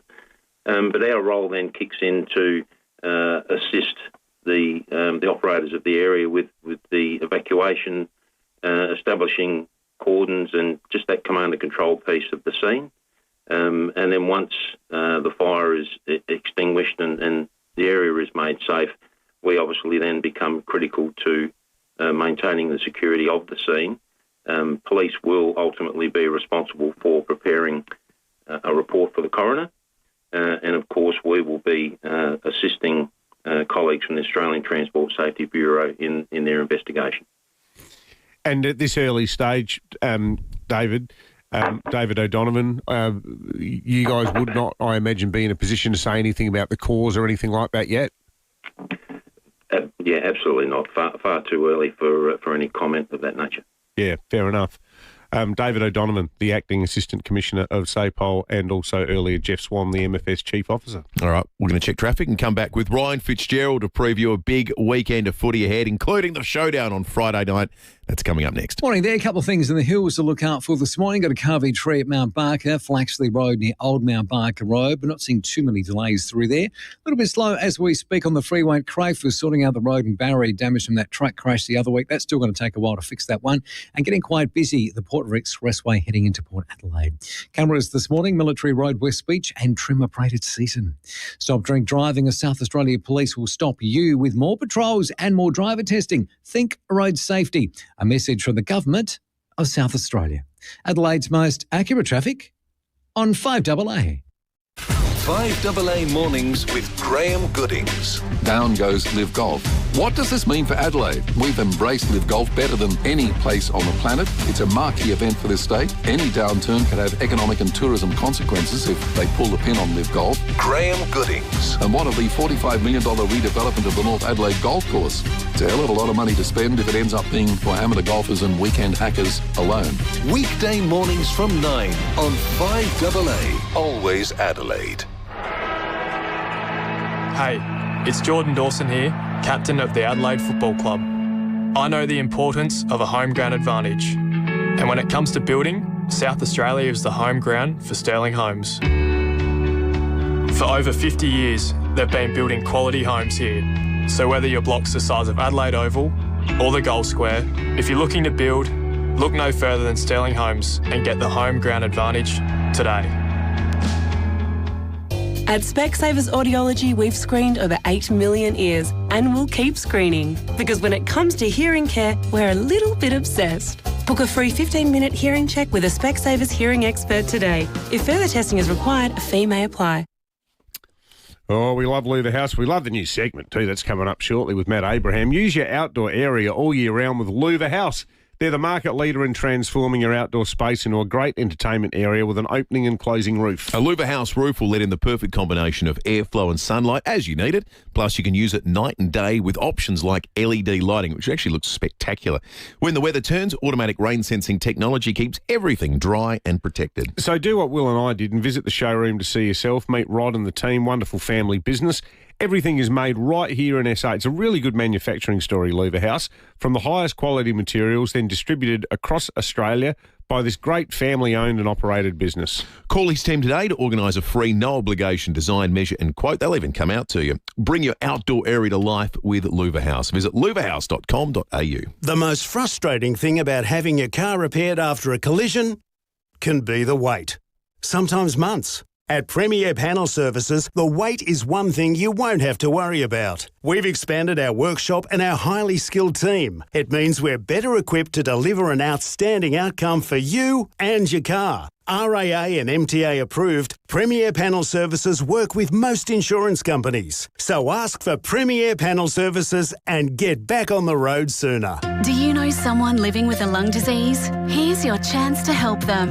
CMAX is seeking healthy volunteers aged 18 to 60 to join a clinical trial testing a potential treatment for chronic obstructive pulmonary disease. Your participation could bring hope to over 400,000 Australians living with this lung condition. If eligible, you'll spend 7 nights at CMAX, attend 2 follow-up visits and get paid for your time. Ready to make an impact? Apply at cmax.com.au. CMAX. Rosanna Mangiarelli here from 7 News. Join me and Will Goodings for Adelaide's leading news hour, 7 News, tonight at 6 o'clock.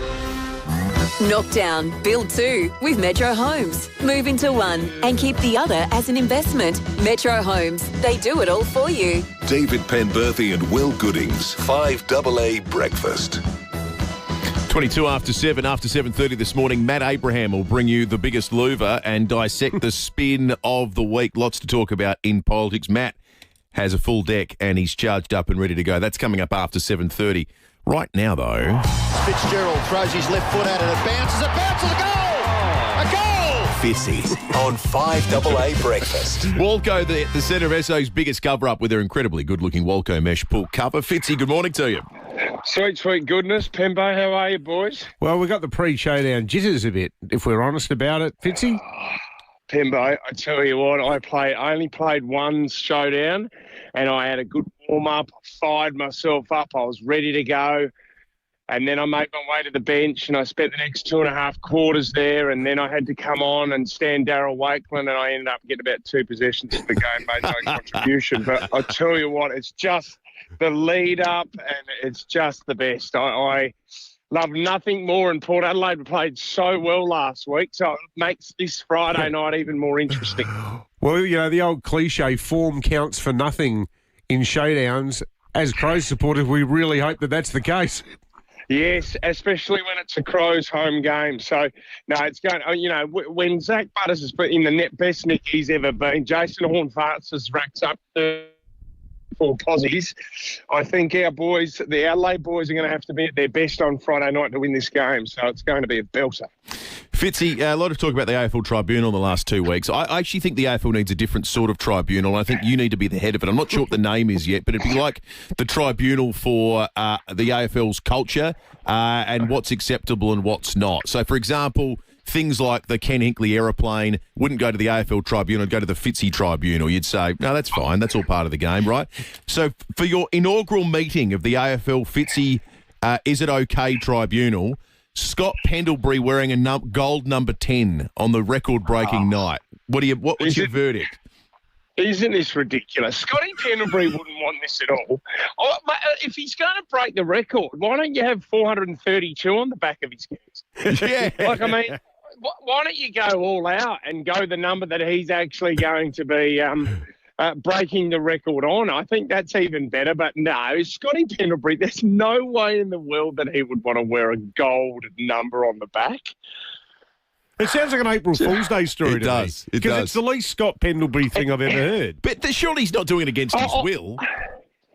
I totally agree, and it's so anti-Collingwood as well. You know what I mean? They just want to wear prison bars, and I suppose you know, like I just can't see it happening. Who suggested this? Was this the AFL? Oh, I don't know. There's been no explanation as to where the idea came from. Surely not him. Yeah. Nah, it can't be him. I mean, it's an amazing effort. I mean, it's going to take a few weeks before we see it. I actually agree with some of Kane's comments during the week that, you know, it was great that he obviously played an amazing game in Anzac Day, but you're missing out on Hawthorn. He's missing out on Hawthorn this week, which is a huge game for Collingwood. Yeah. Collingwood's request, according to the AFL reporting, Collingwood's request for Scott Pendlebury gold number 10. So you made a good point, Fitzy. This is the club that said they'll never have another colour on their jumper. Well, now they've got gold. This could be the clash strip. I feel like he's going into an episode of Dancing with the Stars or something. What is going on? A little bit of razzle-dazzle about it, that's for sure. You did that once, didn't you, Fitzy? What's that? Did you do Dancing with the Stars? I've been asked every year to do Dancing with the Stars. Actually, I haven't done a reality show since Big Brother, but I've been asked to do everything. I think I even was asked to host Celebrity Dog School before Larry Emder took it one year. Remember the diving show where they had to dive off the diving boards as well? I got asked to do that as well because I'm obviously a supreme suier off the Port Noarlunga jetty. They've seen my stuff before. Well, mate, you applied your craft at Gull Rock as a boy. Yeah, exactly right. But no, that's the only reality show I've done. Yeah, maybe they didn't want you doing it. You cut off jeans holding a can of Cougar bourbon, mate. With a dart in the other hand. Anyway, hey, we should do the tips. Let's start. So tonight, Collingwood Hawks, big one. Yeah, this is going to be huge. Without Pendlebury, I think the Hawks are going to win this game. They're playing some good footy. Some good games this week. And then the Dogs and the Dockers at Marvel. Yeah, the Dogs need to bounce back, don't they? This is going to be a great game. But they're just down on form at the moment. And I really do rate Fremantle the way that they're playing. So I'm going to go the Dockers in that game. Well, let's save the showdown till last. Moving forward to Saturday, Essendon and Brisbane. Yeah, that'll be a blowout. The Lions will win that one. Then this could be one for the ages, West Coast versus Richmond. Yeah, I'm going to go the Eagles because it's over at Optus Stadium in Perth. So the Eagles will win that game. Geelong North in Geelong? Yeah, Geelong will bounce back after Port Adelaide last week. Carlton Saints? I'm going to go the Saints to beat the Blues. Then the Swans and the Demons at the SCG? Yeah, SCG, too hard to beat the Swannies there. Gold Coast and GWS in Queensland?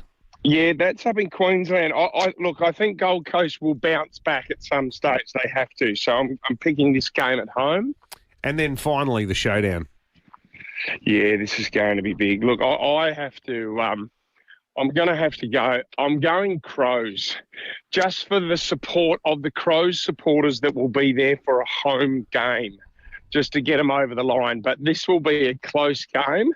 And I think there's going to be a bit of niggle in this game. I really think that Zach Butters and Jason Horne-Francis are going to come out and swing from the start. So I'm interested to see what the Crows' response is, but it's going to be a great Friday night, boys. Good on you, Fitzy. Great talking to you, mate. We'll do it again next week. Thank you, boys. Speak to you then. Cheers, mate. Walco are at the centre of SA's biggest cover-up with their incredibly good-looking Walco mesh pool cover. Matt Abraham coming up next. For those whose pool is the main feature of their yard, Walco offer a special mesh cover to keep debris and leaves out while making your pool area look stunning all through winter. Join the great cover-up and ask Walco about their stylish new mesh pool covers. Walco.com.au. One fall, one moment could change everything. Alone and unable to call for help, what happens next? Your loved ones shouldn't have to face that terrifying question. Care Alert's personal alert system is here to provide peace of mind and a lifeline when seconds matter most. Don't wait for the unthinkable to happen. Call 1300 75 85 95 or visit carealert.com.au today. Care Alert, because every moment counts. Rundle Street East is where Adelaide comes to feel inspired. This vibrant city boulevard balances historic charm and modern sophistication. Discover leading Australian fashion labels like Victoria & Woods, Assembly Label, Morrison, Caliber and Saba, alongside sought-after lifestyle brands like Honey and Gorman. From long lunches to late nights, cafes, restaurants and wine bars spill onto the street, shaping a place to linger, return to and rediscover. This is Rundle Street East.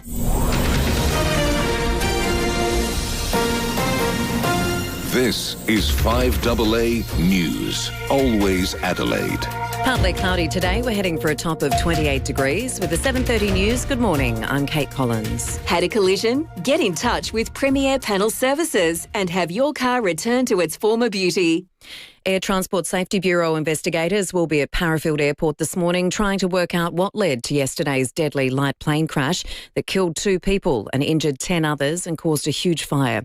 MFS Chief Officer Jeff Swan has told David and Will fire crews were met with harrowing conditions. They were met with really thick black smoke and a fire intensified by aircraft fuel. There was additional challenges. The aircraft, as it actually impacted the building, actually collided with the main hydrant system, so it created a massive water leak outside the building, which meant all of the internal sprinklers and the hydrants in the area were effectively not operational, so firefighters had to use the water we have on board in our fire trucks for that initial firefighting attack. Around 60 firefighters initially responded to the short high-impact incident, evacuating students inside the hangar building and controlling the fire within 30 minutes. A 91-year-old semaphore man has died in hospital after police say his Volkswagen reversed out of a driveway and into a house on the other side of the street. The crash happened on Coppin Street yesterday afternoon. It's believed a pedal mix-up may be to blame for the crash. The road toll has now reached 38 for the year. Teams are about to head out again on day 5 of the search for a missing little girl in Alice Springs. Reporter Samantha Hogan is there and says police are anxious to talk to family and friends of a man suspected of abduction. Dozens of community members are gathered here for a morning briefing before they head out into the community for day 5 of the search effort. Police believe little Sharon Granitz was abducted and a manhunt is currently underway to find 47-year-old Jefferson Lewis. Police believe members of the community may know where he is and they're asking those people to please come forward to police. Hundreds have been involved in this search, including police, ADF personnel and, of course, local community members. The Federal Treasurer says the end of the conflict in the Middle East can't come soon enough amid the surging cost of living. Mortgage holders are now facing the possibility of a 3rd consecutive rate rise after the inflation rate climbed to 4.6%. Speaking with Today, Jim Chalmers admits there were inflationary pressures before, but insists fuel pressures are the primary concern. There are broader cost pressures in our economy. They have been the focus of the government for some time. It's why we've got this cost of living help. It's why we cut the fuel excise. It's why we've been managing the budget in a responsible way. But some of these developments are not decided by Australians. King Charles has paid his respects at the site of the Twin Towers in Lower Manhattan. Joined by New York City Mayor Zoran Mamdani, the King spent time listening to the stories of those impacted by the September 11 attack. It's the first time a reigning British monarch has visited the memorial since Queen Elizabeth II in 2010. Now turning to 5AA Sport. For security, safety and style made to order, choose Gliderol Garage Doors. Gliderol.com.au. Good morning, Matthew Pantelis. Good morning to you too, Kate. Now, more questions surround the future of LIV Golf in Adelaide, particularly the $45 million redevelopment of the North Adelaide Golf Links. News breaking in the US overnight. The New Orleans LIV tournament has been scrapped. The Wall Street Journal reporting staff to be told tomorrow the Saudi investment fund will no longer pay their salaries. Golf reporter at Front Office Sport, David Rumsey, says with LIV losing $1 billion a year, the reluctance to keep tournaments going is understandable. Would there be private equity firms or other investors that would be interested in the IP LIV has, or maybe an event like Australia or South Africa on its own, or even pivoting to something more in the digital space in YouTube or a smaller series? Yes, but would the players be on board? Would the league operators be on board for something scaled down? That I do not know. Melbourne is looking to put a week of off-field chaos behind it after sacking Paul Guerra in favour of board member Dan Taylor as chief executive. The Demons face Sydney on Sunday. Brodie Grundy to play his 250th AFL game. The ex-Magpie and Demon says he can't wait. You talk about reflection, what's sort of been the take-homes? It's been just gratitude, particularly the last sort of few years playing for the Swans. It's brought so much joy to the back end of my career. The countdown to Showdown 59 tomorrow night continues. The teams to be released later today. Dan Curtin and Jake Soligo expected to be named for the Crows. Todd Marshall for Port. Queensland Southpaw Sky Nicholson hopes she inspires the next generation of girls to take up boxing. The Olympian defeated Mariah Turner. Unanimous decision, retaining her interim WBB Super Bantamweight title overnight. After controlling the fight from the start, Nicholson says she's ready for the next challenge. I want super fights. I want to be undisputed champion of the world. I've been very vocal about that for a long time, even at featherweight. We're at Super Bantam now and I'm ready to take over. That audio thanks to Fox. And the Gunners host Atletico Madrid in the return Champions League semi on Wednesday morning our time after today's match finished 1-1 in Madrid. That's 5AA Sport. Thanks, Matthew. Now checking 5AA traffic. Morning there. A couple of things in the hills to look out for this morning. A carved tree at Mount Barker. That's on Flaxley Road near Old Mount Barker Road. We're not seeing too many delays. A little bit slow at the moment at Crayfors on the freeway, fixing the road and barrier damage from that truck crash the other week near the Crayfors interchange. And quite busy right now, South Road, Edwardstown, swag of roadworks going on right next to Castle Plaza. Cameras today, Anzac Highway, Glenelg, Eastern Frederick Road at Grange. SANE has helped people navigate complex mental health for 40 years. If you or someone you care for needs free information, recovery, support or community connection, visit sane.org today. Adelaide's most accurate traffic on 5AA. Now to the 5AA forecast. Partly cloudy today, a warm top of 28 degrees, 29 and partly cloudy tomorrow. Showers for Saturday, a top of 25, before a drop in temperature down to 19 and showers on Sunday. Right now, it's 22 degrees on 5AA, always Adelaide. This doesn't sound like a conference. This doesn't sound like a work trip. And this doesn't sound like team building. Because conferences and events sound different with Discovery Events. With modern facilities, standout catering and accommodation in 2 premier locations in South Australia, Adelaide Hills and Victor Harbour. Sound great? Visit discoveryevents.com.au, your destination for premier venues in unique locations across Australia. If you need to move from A to B this autumn, your best move is hiring from Budget Car and Truck Rental. To get started, you'll need boxes and tape for storage and furniture covers to keep your possessions pristine. Well, Budget has you sorted. Then you need the perfect set of wheels, and Budget's got them all. Cars big and small, moving vans and trucks available on a standard driver's licence, plus utes, hybrids, trailers, 12 to 25 seat buses and more. Once you've chosen a vehicle, grab Budget's blankets and a trolley to ensure the move goes smooth. Job done easy with Budget, a family-owned business with friendly staff you can count on and multiple locations across SA. If you've got something big to budge, well, budget with a Budget rental truck. Call 13 27 27.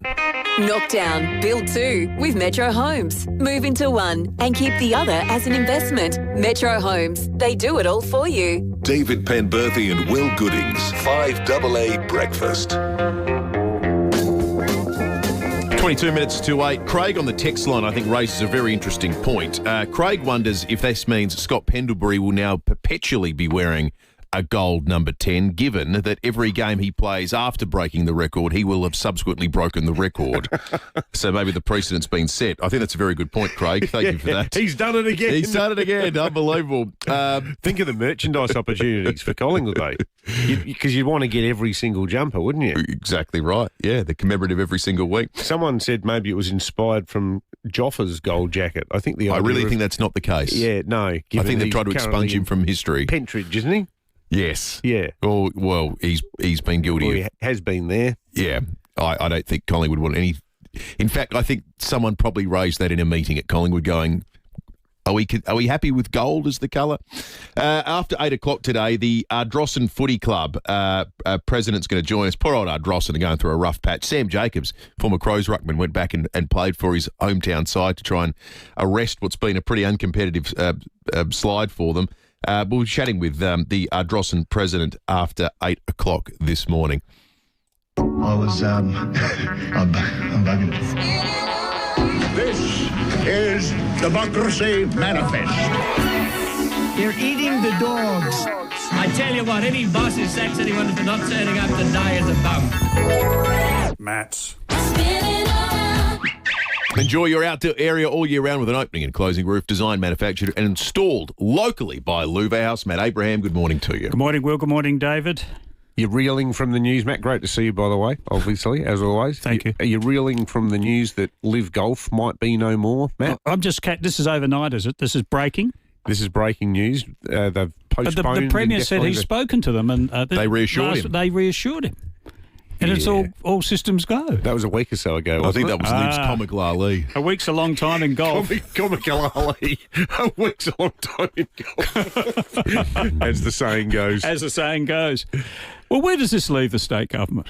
$56 million trashing of a perfectly acceptable golf course, public golf. Well, it is perfectly. Well, okay.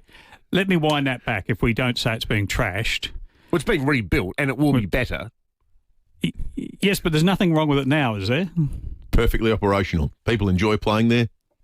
Is there anything wrong with it now? No, there's nothing wrong with it. Right. But it could be... So it's not broken? No. So we're going to fix it? Have a think about this.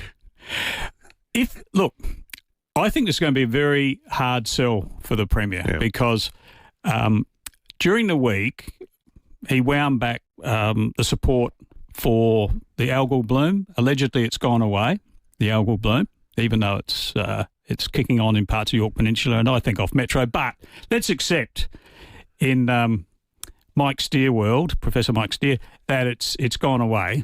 Okay. He's wound back support for that. Now, there are a lot of businesses, there's a lag kicking through this, who've had to put up the particularly, I'm talking to my friend, Dennis, who runs the marine store down at West Beach, services engines. You know, they do a terrific job. It's got a very small workforce. It's a classic mum and dad operation. They've had very little support from the state government because they made the fatal mistake of having a good January. And you had to have 3 bad months in a row. But you have a look at what business has been through. First, you had COVID, 2 years of COVID and lockdowns and don't touch the pizza box or duck if the footy comes towards you. We've had that. We've had the Ukraine war, which has got blame for everything. We've now got a petrol, Middle Eastern war, petrol crisis. It's been one hit after another. And I think if you look at a lot of the stories in the paper about businesses, the lag is starting to catch up with businesses. And I think there's support there that still needs to be provided to businesses affected by the algal bloom. And so you're going to say, and he said, well, we can't really justify that level of support. That's what the Premier effectively said. And yet we're going to spend $56 million on a golf course that's at a competition level that's really not going to be needed without LIV Golf. Well, there's not going to be a competition. And I think the broader context of all this too, with inflation data out yesterday, people are hyper-focused on government spending at the moment because we know it's a contributing factor. It's a huge factor because people privately aren't spending more money. And whilst $56 million is not going to tip us into, some sort of inflationary spiral, I think it's harder to justify. It's a total discretionary spend. It's a lot of money. I mean, you get used to, what do they say? After the first billion, you start to talk real money. it's a lot of. It is still a lot of money. I mean, you become immune to it when you're looking at 19 billion on a road. Completing the allegedly non-stop Southern South Road project. Does all this become harder too post June too? Because Tom Koutsantonis brings down his second budget. Well, actually brought down others previously when he was treasurer before. Second budget this time round. Yeah, but in his second stint as treasurer. Currently, 4 years from now, the expectation is that state debt will be nudging 50 billion. So that figure you would think will have to change, and not for the better. On top of that, surely the cute farce about the hospital that has not gone up in price at all for 2 years, the new Women's and Children's Hospital, that's going to change. Of course. So post June 2, all this, the golf plan, in the absence of a cogent economic argument as to why it makes sense, looks increasingly quixotic, doesn't it? Yeah, it does. A mad personal indulgence. When the Labor Party in the 2022 election, campaigned so effectively against Stephen Marshall's basketball stadium. The posters they had up of the deflated basketballs, wrong priorities was their mantra, and it was very effective. Now, this is a government that's got a thumping majority, so it's got 4 years. So it's not facing an election promising $56 million on a golf course that's really not needed anymore, on a golf course upgrade that's really not needed anymore. But it will play into the narrative of priorities and whether this is a vanity project by the Premier, who loves LIV Golf and has been part of his vibe, LIV Golf. See, this is where I struggle and makes me wonder how much money's already been expended, because all of this would be apparent to the political advisors that are around the Premier, and it's an easy political win, I would have thought, to walk away from this and say, well, this money's going to be reprioritised to the businesses struggling with the algal bloom, or we're going to build 5 more beds, or you could make a win out of it, and everyone's going to get it. So why not? Well, the why not must be that they've already spent half the money on paying Greg Norman, and they've paid all these people, and you can't walk it back. And you can't walk it back. Yeah. That money's already gone, or enough of it's already gone. Mentioning Greg Norman, Will, he could be a really interesting part of this story. I'm certainly not suggesting at all that there's anything nefarious that has been done on his part, but we do know that he was awarded the he won the contract to do the redesign, and that wasn't put out to tender. So was who knows? Are the terms of his contract that he gets paid up front, or how does it work? Well, that's it. It feels like when you've just paid to see the turn card in Texas Hold'em and you realise, well, my money's already in, I might as well see the river. Like, it feels like where we're at. That's a foreign language to me, what you just said. It's a foreign language. Something for our Texas Hold'em fans. Look, we'll see how that goes. I don't know. Do we get a lovely golf course, and how many people are excited by that? One thing about really, really, really, really good golf courses, because I personally, I think it will be exciting to have a crackerjack, world-class redesigned North Adelaide golf course. In the absence of all the arguments about money, it would be bloody excellent.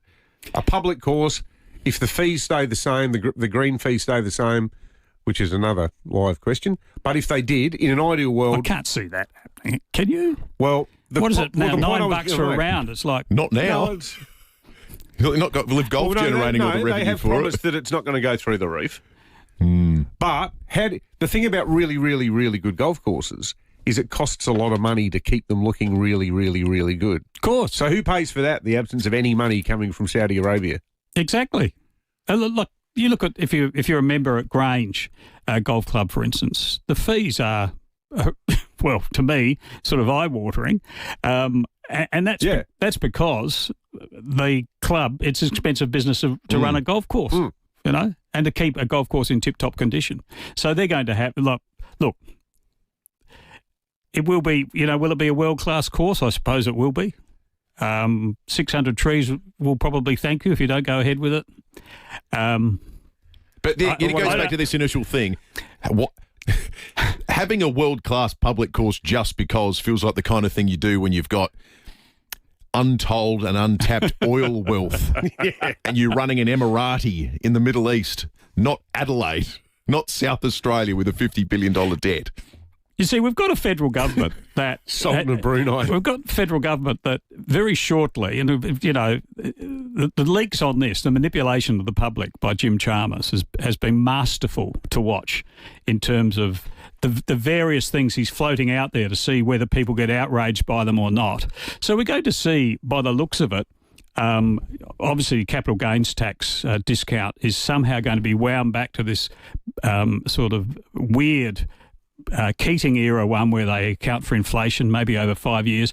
And we're now also being told that negative gearing is going to be thrown in the mix and is going to be wiped out. A proposal that has done Labor a lot of damage previously. That's going to be the climate that you're going to be going ahead and spending this money on. Yeah. We're going to have a lot of people who maybe they've negative geared properties and the money they're using it for their golf fees. They don't, you know. I was talking to one business. The day interest rates went up, they stopped getting calls, 1 o'clock that day. It's just like that. Yeah. This is people who maybe could afford to absorb the cost, but it's a psychological thing. Interest rate goes up, people stop spending. And we've seen that, like this mattress, Beard mattresses, which are really good mattress apparently. Sports power. People are getting spooked and are pulling in their discretionary spending. And golf would be one of those. So I think it's going to be a hard climate going ahead for this. And you've got the federal government now hosing down this talk of a death tax, which has been doing the rounds on Instagram, that's going to be in the budget. And I look at that and think, well, they've ruled that out, but they don't need a death tax because they've got a quasi-death tax in what happens to your superannuation when you die and if your partner, spouse, is a beneficiary dies. When it goes to your children, that super is taxed at 30%. To the inherited children. So what's happening is a lot of people are buying new mattresses to stuff their money in them. Not enough, though. Not enough mattresses. Exactly. There's even a clause in some people who do update their wills and are doing enduring power of attorney. I'm not making this up. There's a clause to keep a person alive on life support while they withdraw the super. So that's cheering. No, I'm not kidding. Goodness. So you may be in terminal condition, you're effectively dead, but you're kept alive on life support, maybe a week or however long it takes to get the money out of super. So that your beneficiaries don't have to, well, your unnamed beneficiaries, your children, don't have to pay 30 cents in the dollar. Gee, I can see the shock on your faces, but... what a thing to have to think about, the end of a loved one's life. Yeah. Take it out and buy a boat. Hold on, Dad. I just got to make 148 trips to the ATM. Don't die yet, Dad. All right. We're going to check traffic and come back in a moment with the biggest louver. Don't go anywhere. Morning there. A couple of things to look out for in the hills this morning. Mount Barker, Carvey Tree, Flaxley Road near Old Mount Barker Road, but no great delays through there. Cravers are slow at the moment on the freeway, sorting out the barrier and road damage just near the Cravers interchange from the truck crash the other week. And Swagger new roadworks happening at the moment, South Road, Edwardstown, just near Castle Plaza. That is slow. Camera at Davenport Terrace, Richmond. Get an M-Genius deal on the MGHS plug-in super hybrid SUV, now with $6,000 cashback. T's and C's apply. See your MG dealer today. Adelaide's most accurate traffic on 5AA. Think you know Cinderella? State Opera South Australia is bringing a fresh, fast-paced, laugh-out-loud retelling to Her Majesty's Theatre this May. From rags to royalty, follow one woman's journey as she discovers resilience, love and courage. Playing for 4 nights only from May 7 to 16. Don't miss an enchanting night out packed with charm, chaos and dazzling music. Book your tickets now at stateopera.com.au. You can rent a little, you can rent a lot. You can rely on Red Spot to keep Aussie airport rentals fair. We're the only car rental company who have kept our prices low during the fuel crisis. And we're the only Aussie-owned and operated choice in major airport terminals all over the country. Experience the local service that saw us named Product Review's 2026 Car Hire Service of the Year. For a deal you can rely on, book your next rental direct at redspot.com.au today or call 1300 66 8810. Red Spot. A smashed or damaged windscreen can happen in a heartbeat. But it does get worse if you don't go to your local Complete Windscreens to get it fixed. You could be waiting weeks. And look, that's not on. Complete Windscreens has windscreens and glass for all makes and models in stock right now with 15 technicians standing by to get you back on the road. You don't need to wait. Tell your insurance company you want Complete Windscreens on the job. CompleteWindscreens.com.au. Look for the big red koala. There's a better way to choose your next car. Not bumper to bumper, but vineyard to vineyard. Come to Barossa Auto Group and test drive Ford, Volkswagen, Honda or Kia, where the road opens up. And the drive means everything. Take a country test drive. We'll even buy you lunch to make a day of it. T's and C's apply. Barossa Auto Group. Tanunda and Nuri Utpa. 5AA Breakfast is streaming live right now. To watch, simply head to 5AA on Facebook or YouTube. Knockdown, build 2 with Metro Homes. Move into one and keep the other as an investment. Metro Homes, they do it all for you. David Penberthy and Will Goodings, 5AA Breakfast. 6 minutes to 8. Matt Abraham in the 5AA Breakfast studio with us talking spin. We've got to determine the biggest louver of the week. Any closing remarks, or are you ready to sit in judgment? No. Well, I think one of the contenders for the biggest louver obviously has to be the Electoral Commission, which won't push the big magic button. I wonder if there is a big magic button. Yeah, there probably is. Like the any key, Homer. Maybe Homer Simpson's in there. Push any key. I can't find the any key. Maybe that's why they haven't done it yet. So who's the lucky last member of the upper house, or don't we know yet? No, everyone knows, yeah. It's going to be 5 Labor, 2 Liberal, 5 Labor, 2 Liberal, 3 One Nation, 1 Green. And just remember, the Greens have forever been hoping to get 2 up at an election, two people up, and have never achieved it. And One Nation have got 3 from a standing start. It's amazing. It is quite amazing. Anyway, nobody really knows why it's taking so long, but the button won't be pushed, we understand now, till Monday, and the upper house is due to sit on Tuesday, which is quite an extraordinary situation to be in. Ridiculous. But this is how the Premier handled it at a press conference when asked about it. We may not yet see the declaration of the upper house ballot for some days yet. What's the reason for the delay? Oh, you tell me. You have to ask the Electoral Commission. What's the reason for the delay? I don't know. I'm only the Premier. Ask Homer at the Electoral Commission. So that's the... Don't ask me, I just work here. Exactly. Now, look, I'm giving that a louver rating of 7 louvers. Matt. Okay, now we will pick the biggest louvers. So this is the other contender in the louver rating stakes. This is Donald Trump, who, of course, is perpetually aroused and amused by royalty. And she'd say, "Look, Donald, look how beautiful that is." She really did love the family, but I also remember her saying very clearly, "Charles, look, young Charles, he's so cute." My mother had a crush on Charles. Can you believe it? What did Charles do to deserve that? I mean, hasn't he had enough? Hasn't he got enough problems in his life without Mrs. Trump having a crush on him? He scores 8 louvers, which takes him to Matt. The biggest louver. Beautiful. Congratulations. That's for the King, by the way, not for Trump. Yeah. The King is the biggest louver this week. Yeah. Well, and through no fault of his own. Exactly. Great of you, Matt.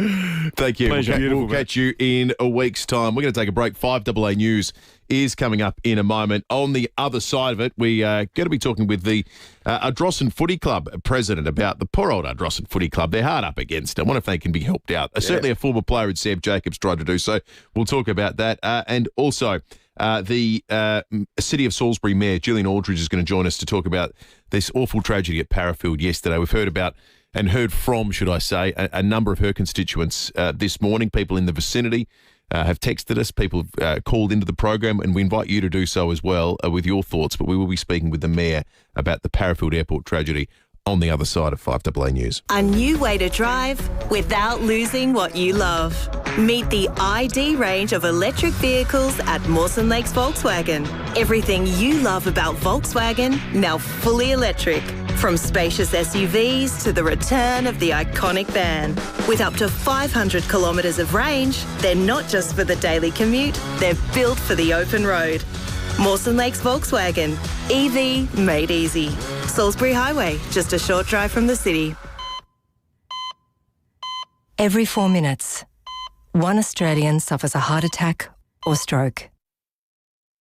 But knowing your risk is the first step to a healthier heart. That's why the Heart Foundation is encouraging you to get a heart health check this Heart Week. It's a simple 20-minute checkup with your GP. So book a heart health check today and never miss a beat.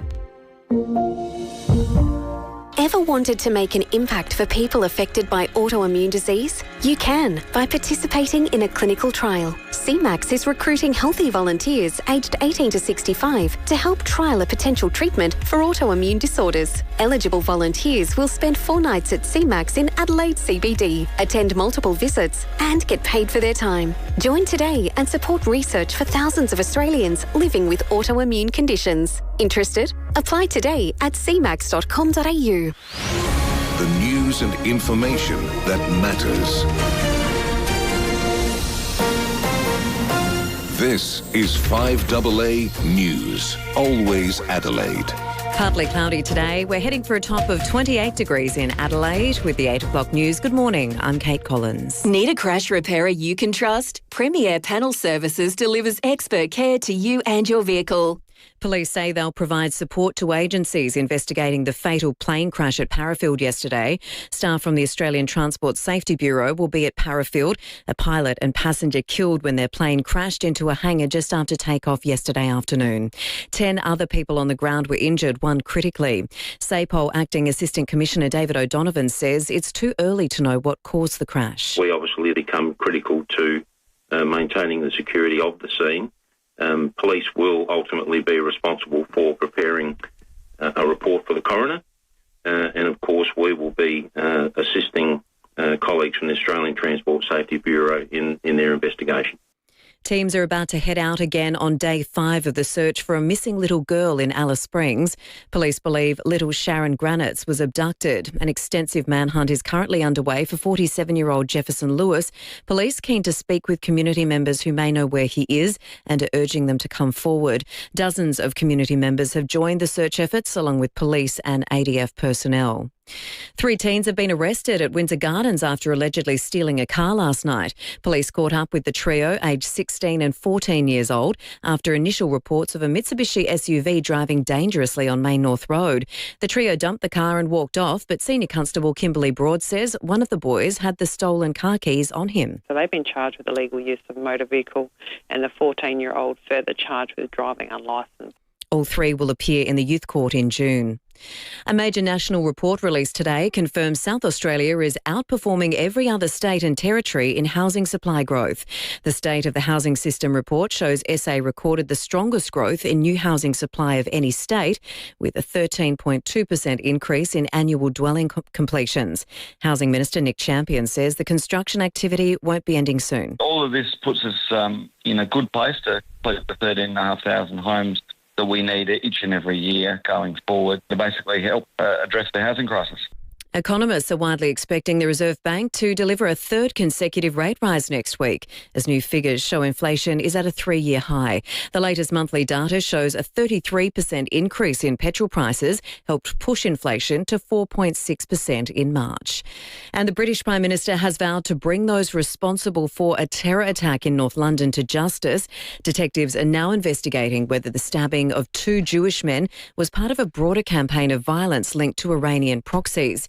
Sir Keir Starmer pledging to boost the UK's security funding and vowing to stamp out extremism across all public institutions. To give the level of protection that is needed, we need to take measures to deal with malign state actors, but we also have to be really clear that we need to get to the root causes of extremism and anti-Semitism, and so that is what we're doing.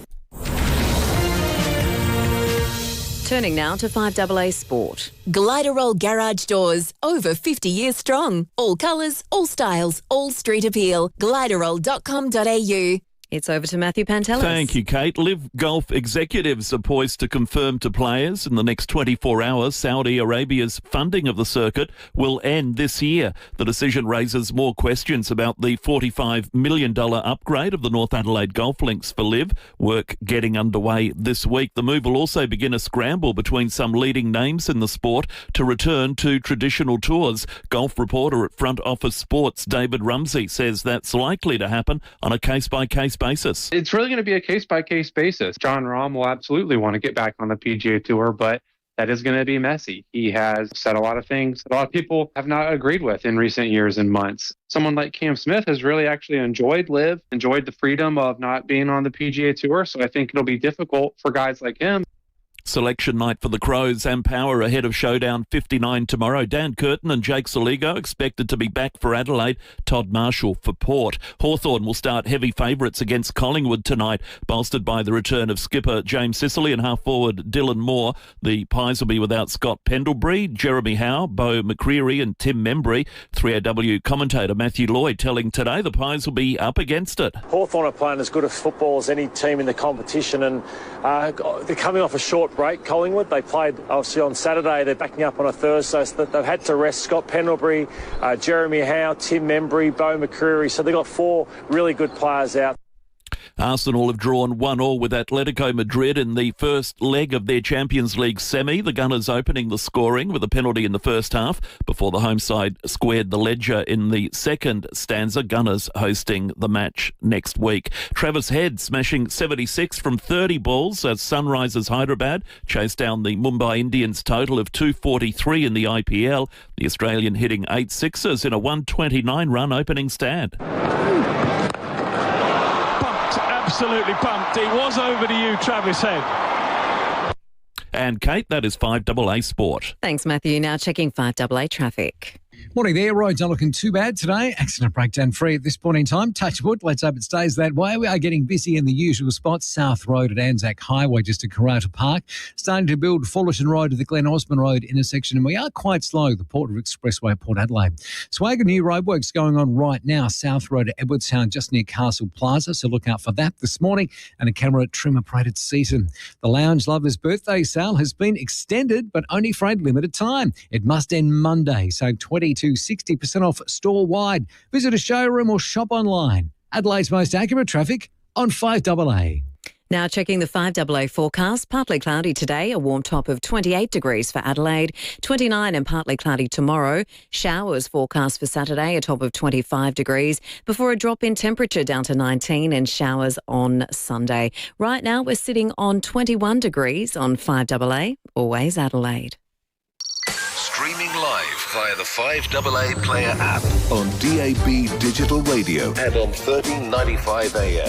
This is 5AA, always Adelaide. We were singing Knockdown, build 2 with Metro Homes. Move into one and keep the other as an investment. Metro Homes, they do it all for you. David Penberthy and Will Goodings, 5AA Breakfast. This'll be the day that I die. 7 minutes after 8, Breaking 8 is coming up in just a moment. There was a peculiar scene in Mount Gambier on Tuesday of this week.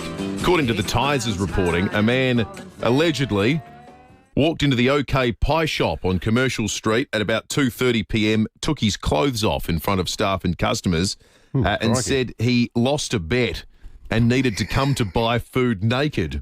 Now, this story gets increasingly intriguing because a worker at the Endeavour petrol station said this bloke, maybe, I would suspect there's a strong chance this is the case, called over the phone twice and both times asked if he could come in without clothes on. He said he lost a bet with his mates and he had to come into Endeavour and buy a drink naked, or I will get arrested, he said. That was about 9 a.m. on a private number, and then again around 1:30 he said exactly the same thing. 9 a.m. Yeah. It's also understood he called staff at KD's Rustic Corner at a slice of Metro in Mount Gambier. Hang on, what sort of business is KD's Rustic Corner the bakery? No, OK Pie Shop is the bakery. So he's run KD's Rustic Corner? I'm not sure. He's run 4 different businesses saying he needs to turn up naked and buy food because he lost a bet.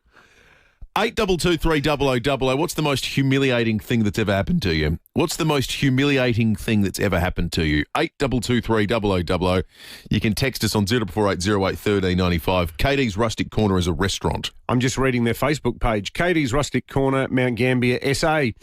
Be sure to pop in and grab your lunch or dinner today. We have been filling wraps, focaccias, cold rolls, our all-day breakfast items, and watch out for the naked bloke in the corner. There you go. No, I didn't say that on the website.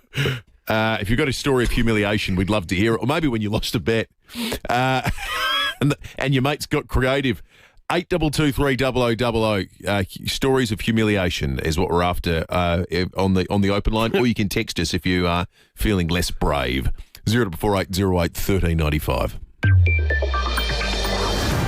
Well, we're going out on a bit of a limb here, but I would say with some qualifications that a new favourite is emerging in the race to become the next governor of South Australia. We are hearing the name Natasha Stott-Despoja being bandied about in multiple circles now. Obviously, the clock is ticking on the appointment of a new governor. Her Excellency Frances Adamson has done a terrific job. But her term expires in October, and while the Premier did ask her if she was prepared to extend beyond that, the Governor respectfully said no. She wants to finish as scheduled. She and her husband Rod, who's a terrific bloke, big Plymouth Argyle man, they have other plans. Maybe they're going to head over to Rod's birthplace in the mother country so he can catch a few second division games. I think they're second division, aren't they, Plymouth Argyle?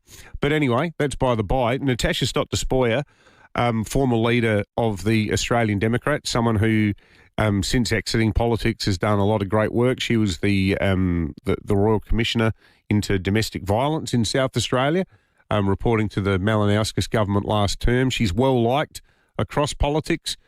She's got great commands, great respect from people. Labor, Liberal, Green. And the former Dems. The other one, though, because look, there's been a lot of talk about the Police Commissioner, Grant Stevens. There was also talk about the current Lieutenant Governor, Richard Harris.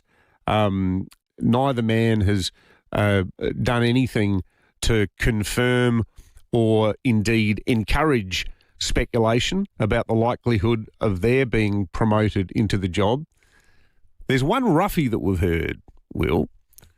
We might try to get him on, but someone has told me that Graham Corns is Governor Stud is a potential, and I reckon Cornsy would actually be a terrific governor. The Studviner.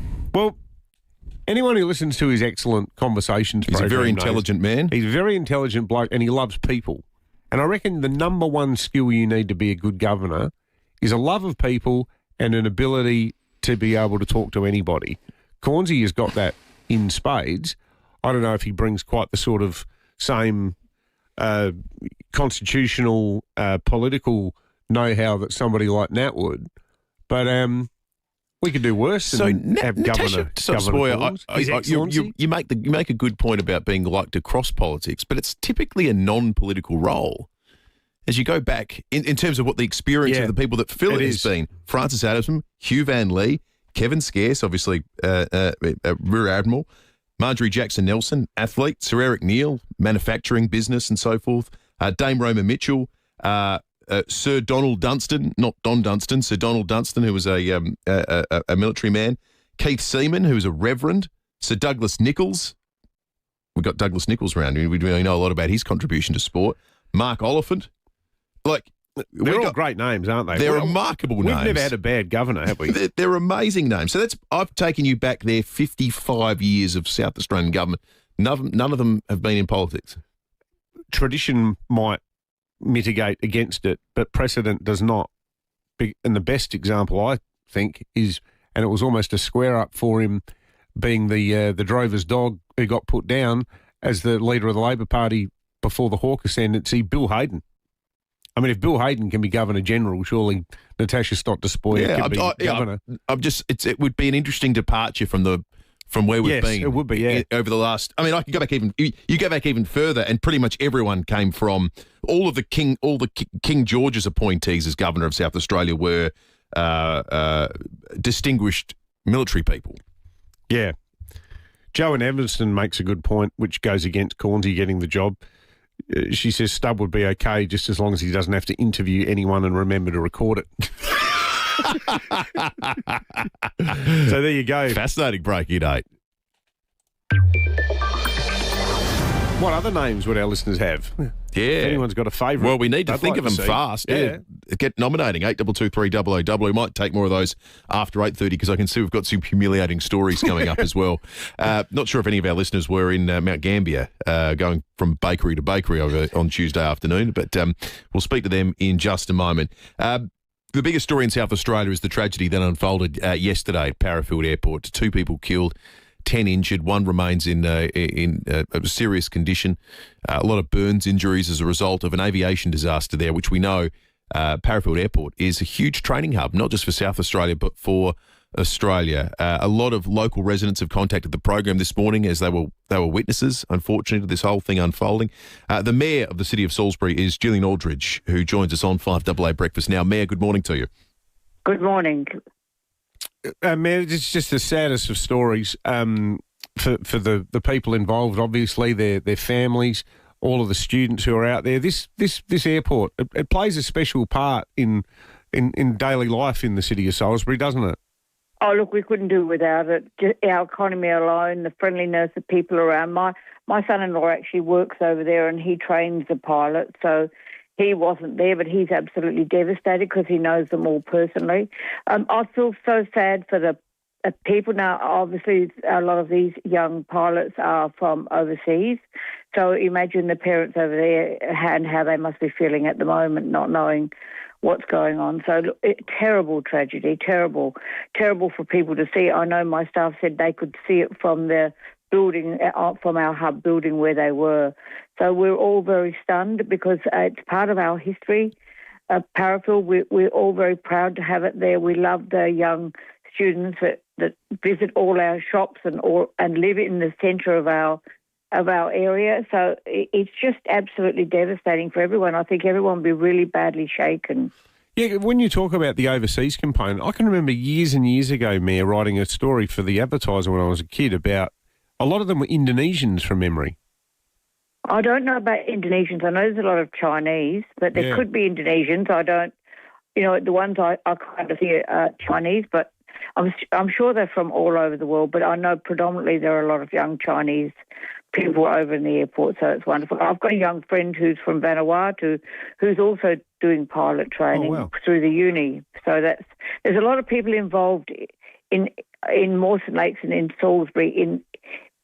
And I think just the history, it's been part of our lives for so long. Of course, at one stage it was the only airport, and the Queen flew in many years ago because it was the only airport. So it's very sad. But the saddest thing is for the people who are attached, who are parents, who are friends, who are teachers, who are other students.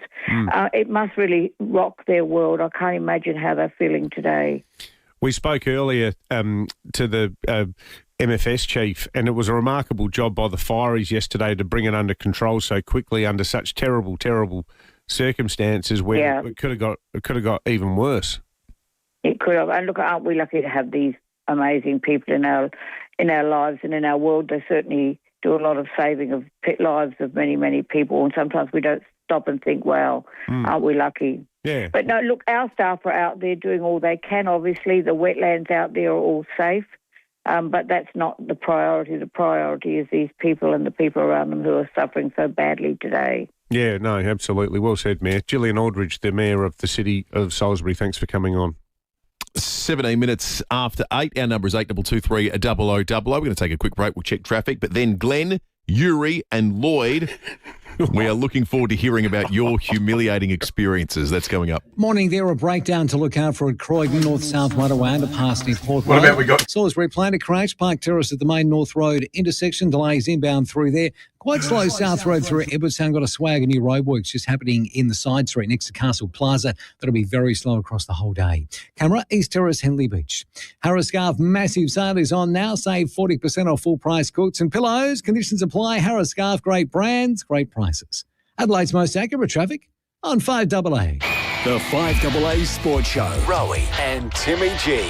Dean Marguez, we haven't spoken since umpire number 2 reported Zach Butters for what he believed he heard. A comment like that, possibly a simple turn to Zach and say, hey, mate, do you want to repeat that? Or are we okay? And it could have just stopped it. Adelaide's only local sports show. To go back and then say you're on report with a bit of anger and a bit of hostility.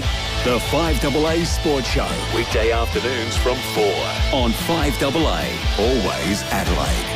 Adelaide, this is the one. Sportsbet Goodwood Day, the grand final of South Australian racing. A day where Morfettville comes alive, both on and off the track. From Club Largo to the CC Giddy Up Club, the day moves from trackside to party.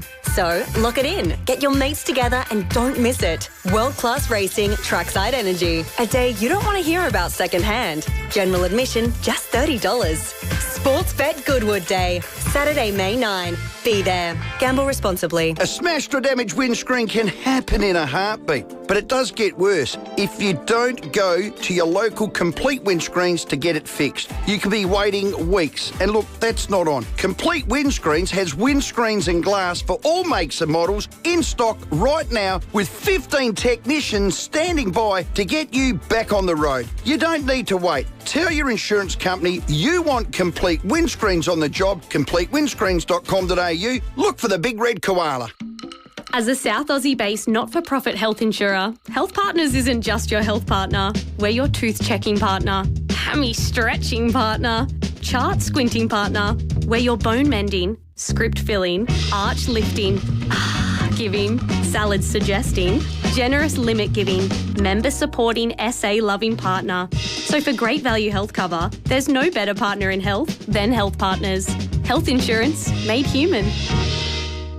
There are many reasons why Steinborner Automotive is well worth a trip, with over 400 cars in stock across 10 yards in Gawler, Barossa and Clare, including Steinborner Commercial Yard in Gawler, SA's biggest yard dedicated to certified low-kilometre used cars, utes, vans, 4x4s and, of course, the new Jack Ute. Along with outstanding service from our award-winning staff, you know it's well worth the trip to Steinborner Commercial Yard and Gawler Jack. View our whole range at steinborner.com.au. Rosanna Mangiarelli here from 7 News. Join me and Will Goodings for Adelaide's leading news hour, 7 News, tonight at 6 o'clock. Knockdown, build 2 with Metro Homes. Move into one and keep the other as an investment. Metro Homes, they do it all for you. David Penberthy and Will Goodings, 5AA Breakfast. 21 after 8, Mount Gambier was a wild place to be at about 2:30 p.m. on Tuesday afternoon, certainly at the OK Bakery, where someone walked in and took their clothes off, tried to order food and then protested to staff, "I'm afraid I lost a bet." Now, the story got more intriguing when it turns out they'd run around to the service station and other food businesses begging to be allowed to buy something naked because of said bet. It got us thinking about your most humiliating experiences. Glenn in Tea Tree Gully's on the line. Morning, Glenn. Good morning, gentlemen. Just a quick one. I had a business many years ago at McGill, and across the road was the State Bank, and we went across and used to do the banking daily, and I'm standing in the queue waiting to be served, and there's a gentleman in front of me in a suit, and flip phones had just been released back then, and he's got this new flip phone, and he's talking into this phone, and he's making sure that he's looking around when everyone's listening to what he's so important, and he's just doing the whole thing. He's talking away, and he says, "Yeah, I'm just in the line. I'm about to be served," and the phone rang. Oh, really? That's excellent, Glenn. What a fantastic experience. That's terrific. Good to see a bit of comeuppance. Yes. Yuri in Beaumont, good morning. No, days. What, How are you? I can't imagine you ever being embarrassed, Yuri. You wait for my story. I've got a story and a half. Very quickly, I'm really excited. Look on the Facebook all over the pages. Pictures of Zach Butters in a Melbourne Guernsey everywhere. Go the D. He's coming to the D. All right. Tell us your story, Yuri. Okay, a few years back, I'm at the shopping centre and I saw one of my work colleagues there with his wife and little kid. And I said, how you going? And I said to his wife, you're expecting, are you? And they both said, no.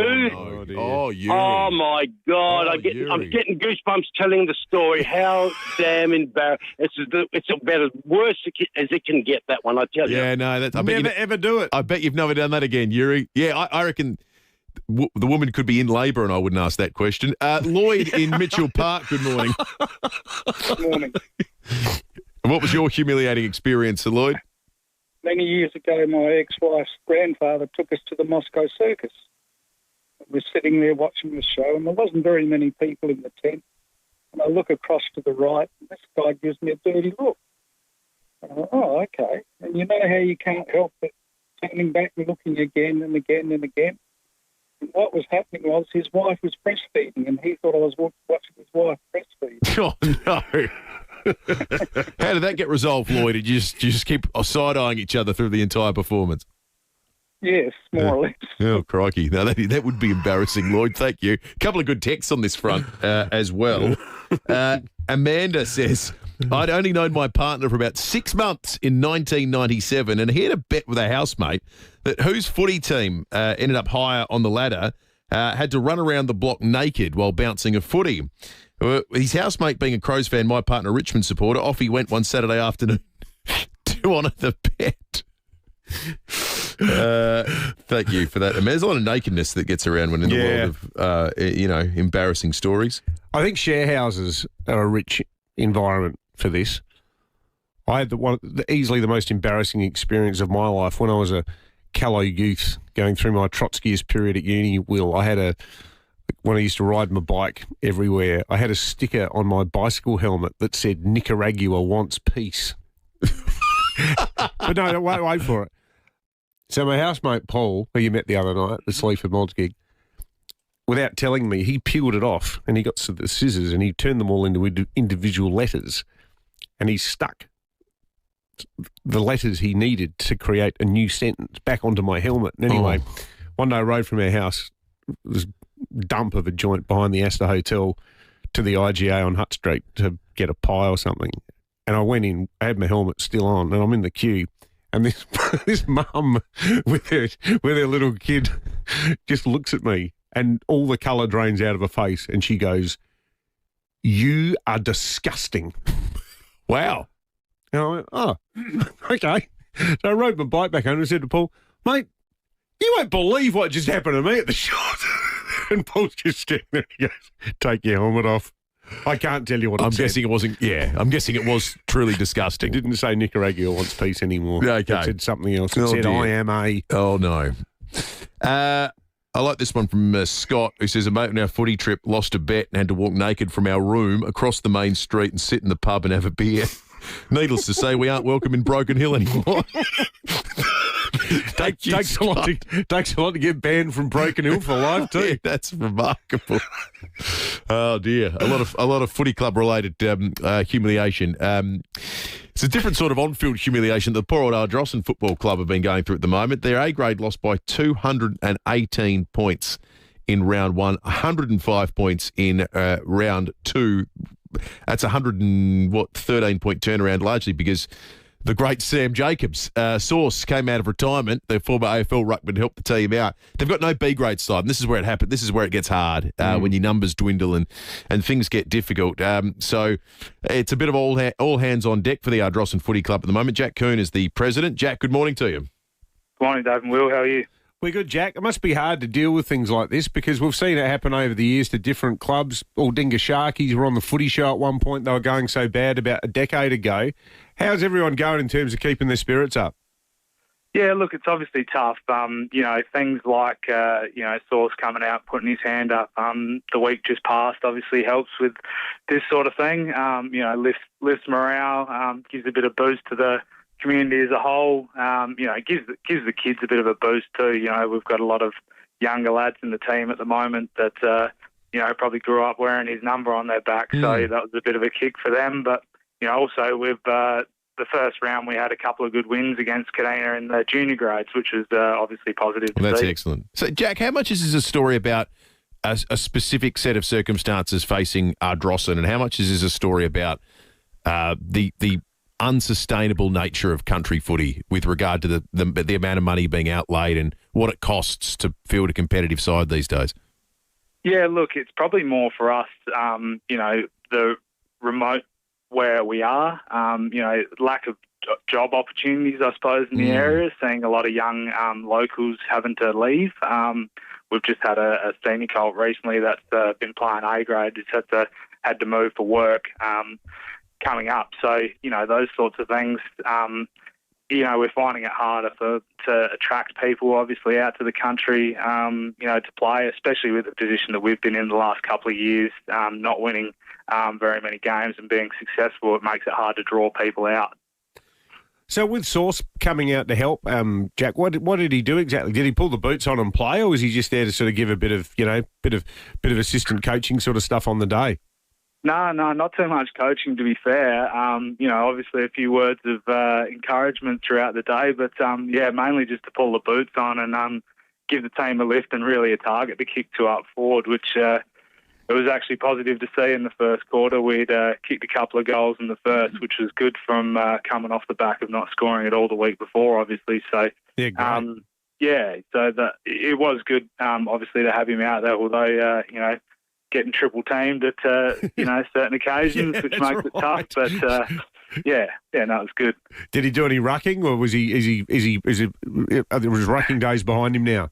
Yeah, look, there was a bit of forward 50 ruck work, but not a heap. Obviously, we appreciate him coming out, and he's got to maintain his fitness and sort of stay injury free for his coaching role there at Woodville. Yeah, so totally. It's a bit of a risk assessment for us when he was going in there, and he did get push up the ground a little bit more, but it's obviously a pretty risky game playing in the ruck. Yeah, no, it certainly is. Well, Jack, all the very best for the weekend, mate. As we said, hopefully you're just going through a cycle.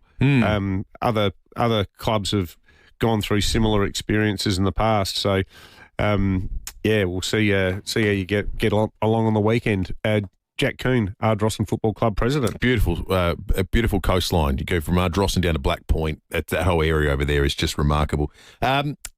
We've got a real coup coming up because Breaking It 8 revealed this morning some potential contenders to replace Francis Adamson as the Governor of South Australia. One of them is joining after the break, and it's not Natasha Stott-Despoja. Graham Corns will be on the show after 8:30. I don't know, is he going to pitch his credentials?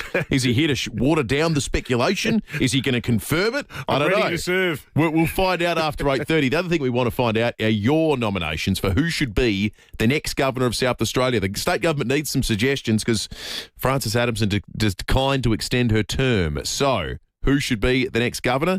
Maybe it'll be Stud. We'll find out next. FIVEAA Breakfast is streaming live right now. To watch, simply head to FIVEAA on Facebook or YouTube.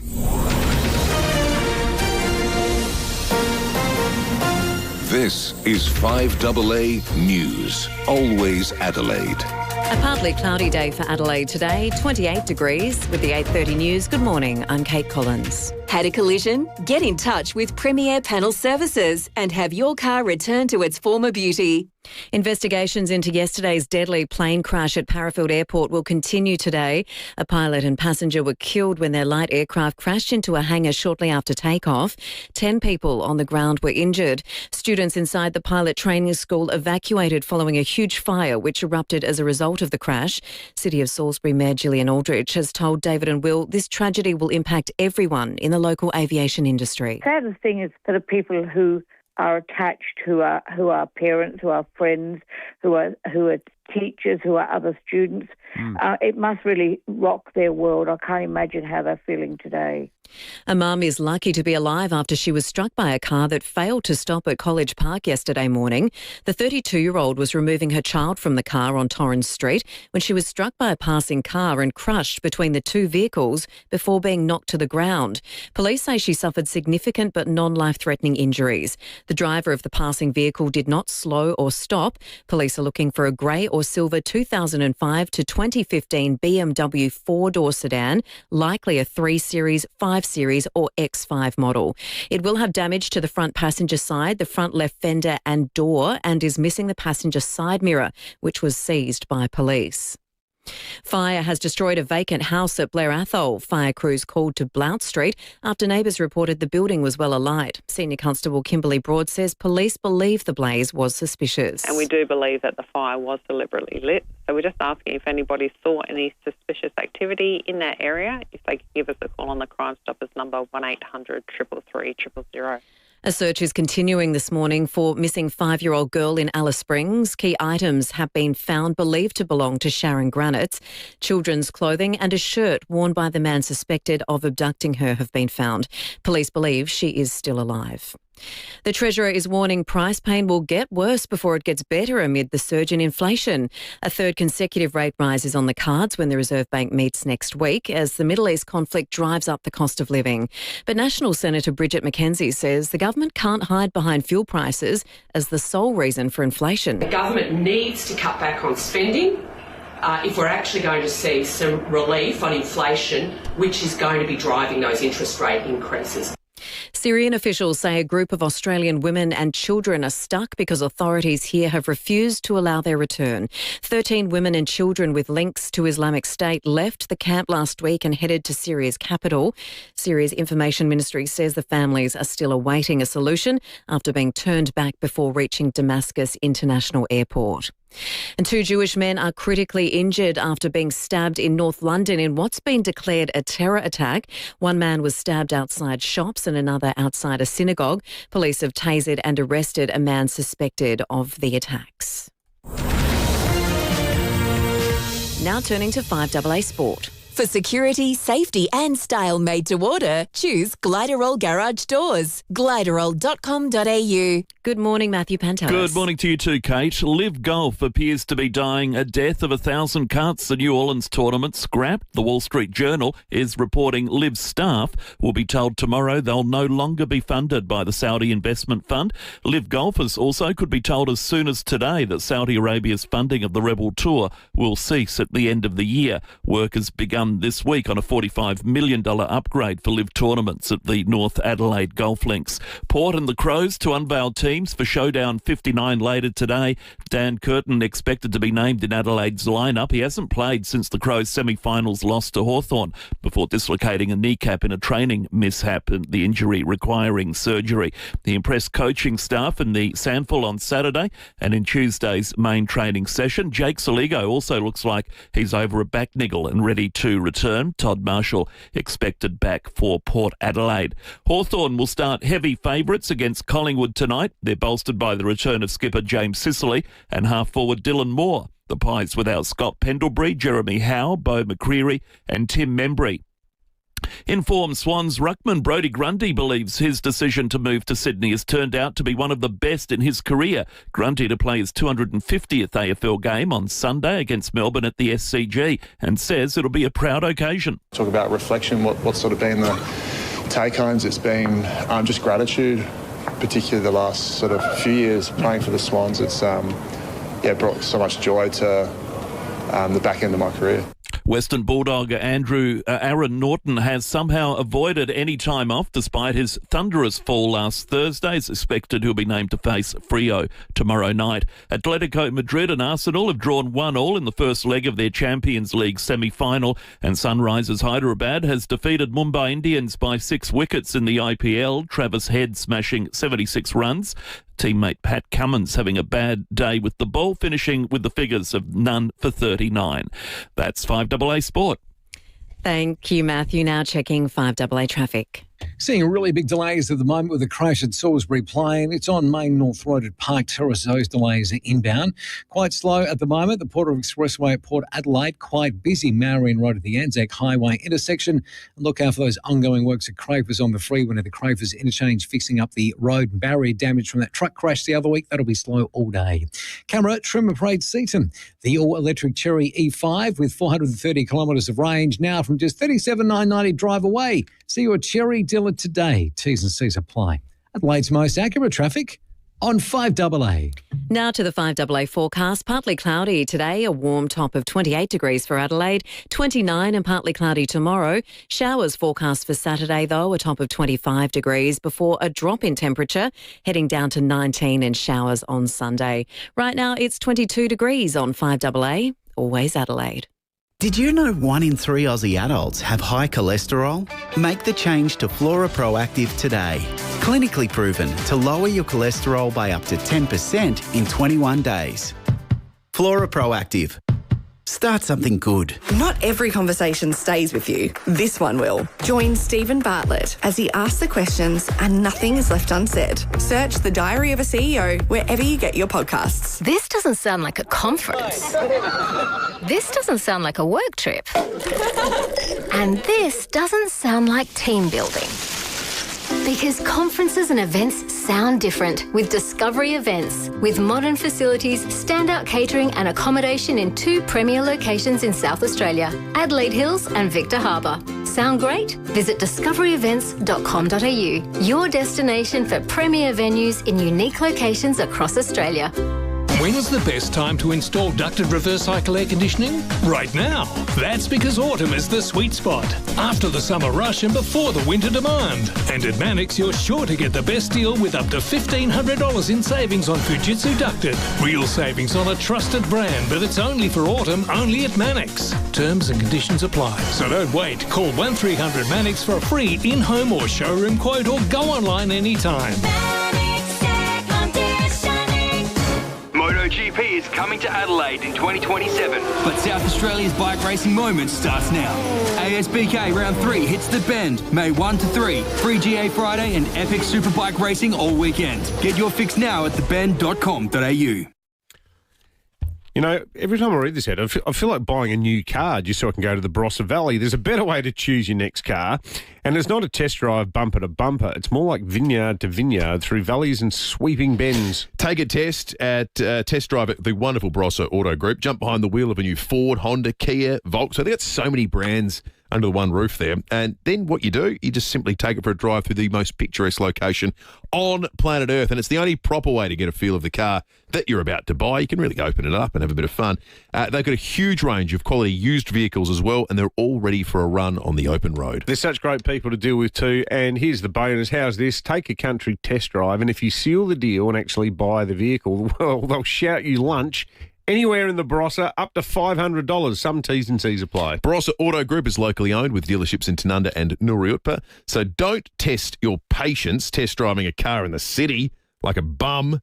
Set your test drive free at Barossa Auto Group, barossaAutogroup.com.au. Calling all South Australians aged between 18 to 60. Here's your opportunity to advance medical research while you earn. CMAX is seeking healthy volunteers to join a clinical trial testing a potential treatment for a type of lung disease. Eligible volunteers will spend 7 nights at the CMAX clinic in Adelaide CBD and attend 2 follow-up visits. Following trial completion, participants will be paid for their time. Ready to make a meaningful impact? Apply today at cmax.com.au. CMAX.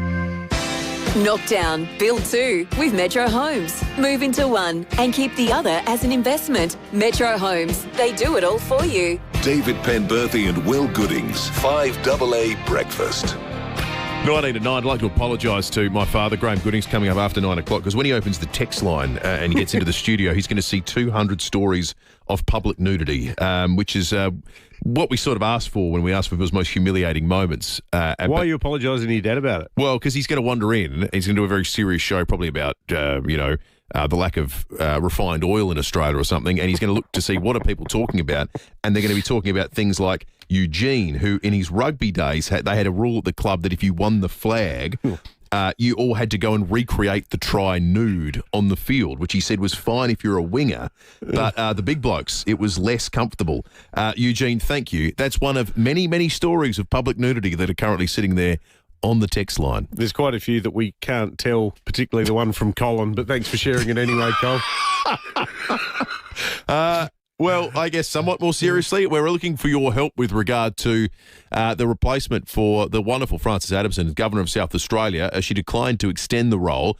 And this morning at Breaking at 8, a couple of names came out, a couple of intriguing names that are doing the rounds, so to speak.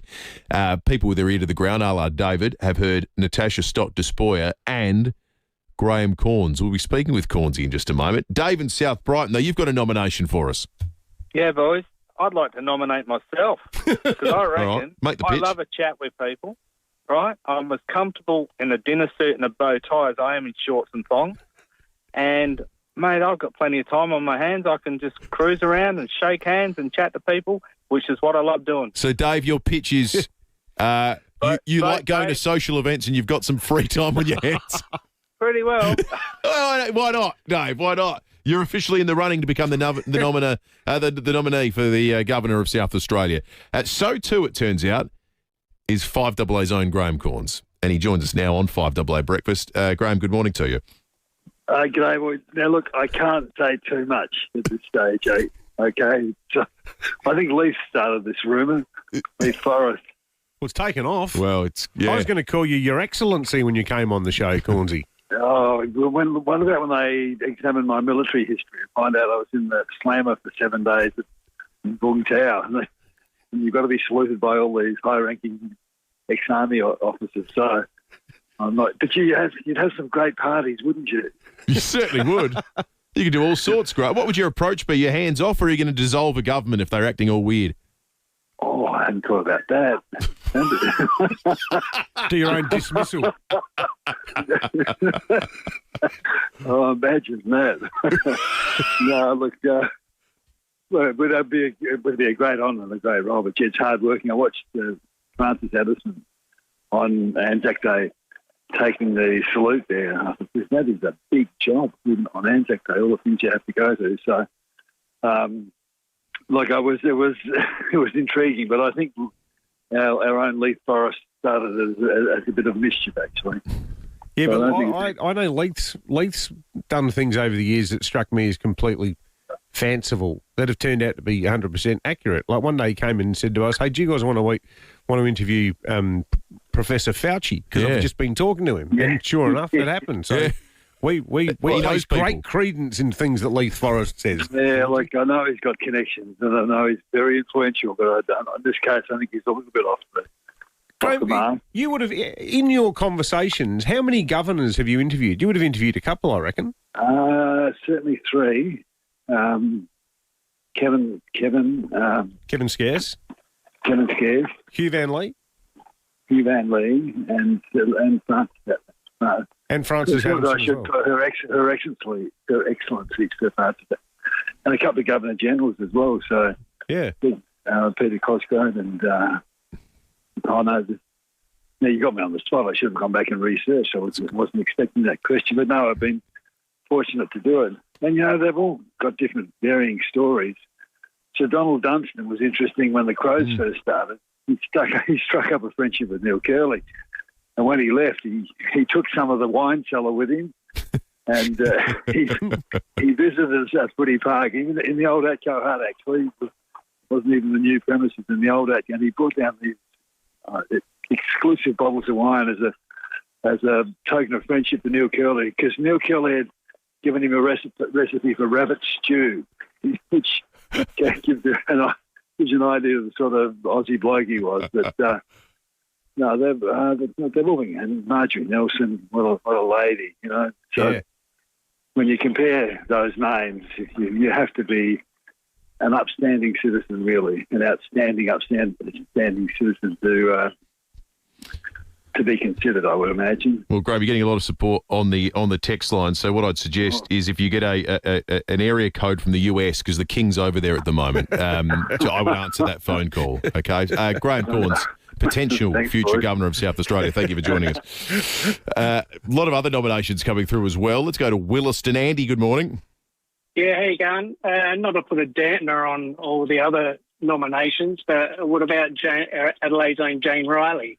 Jane would be brilliant. Yeah, we love Jane would be a very popular choice. Jane has an AO for her charitable works.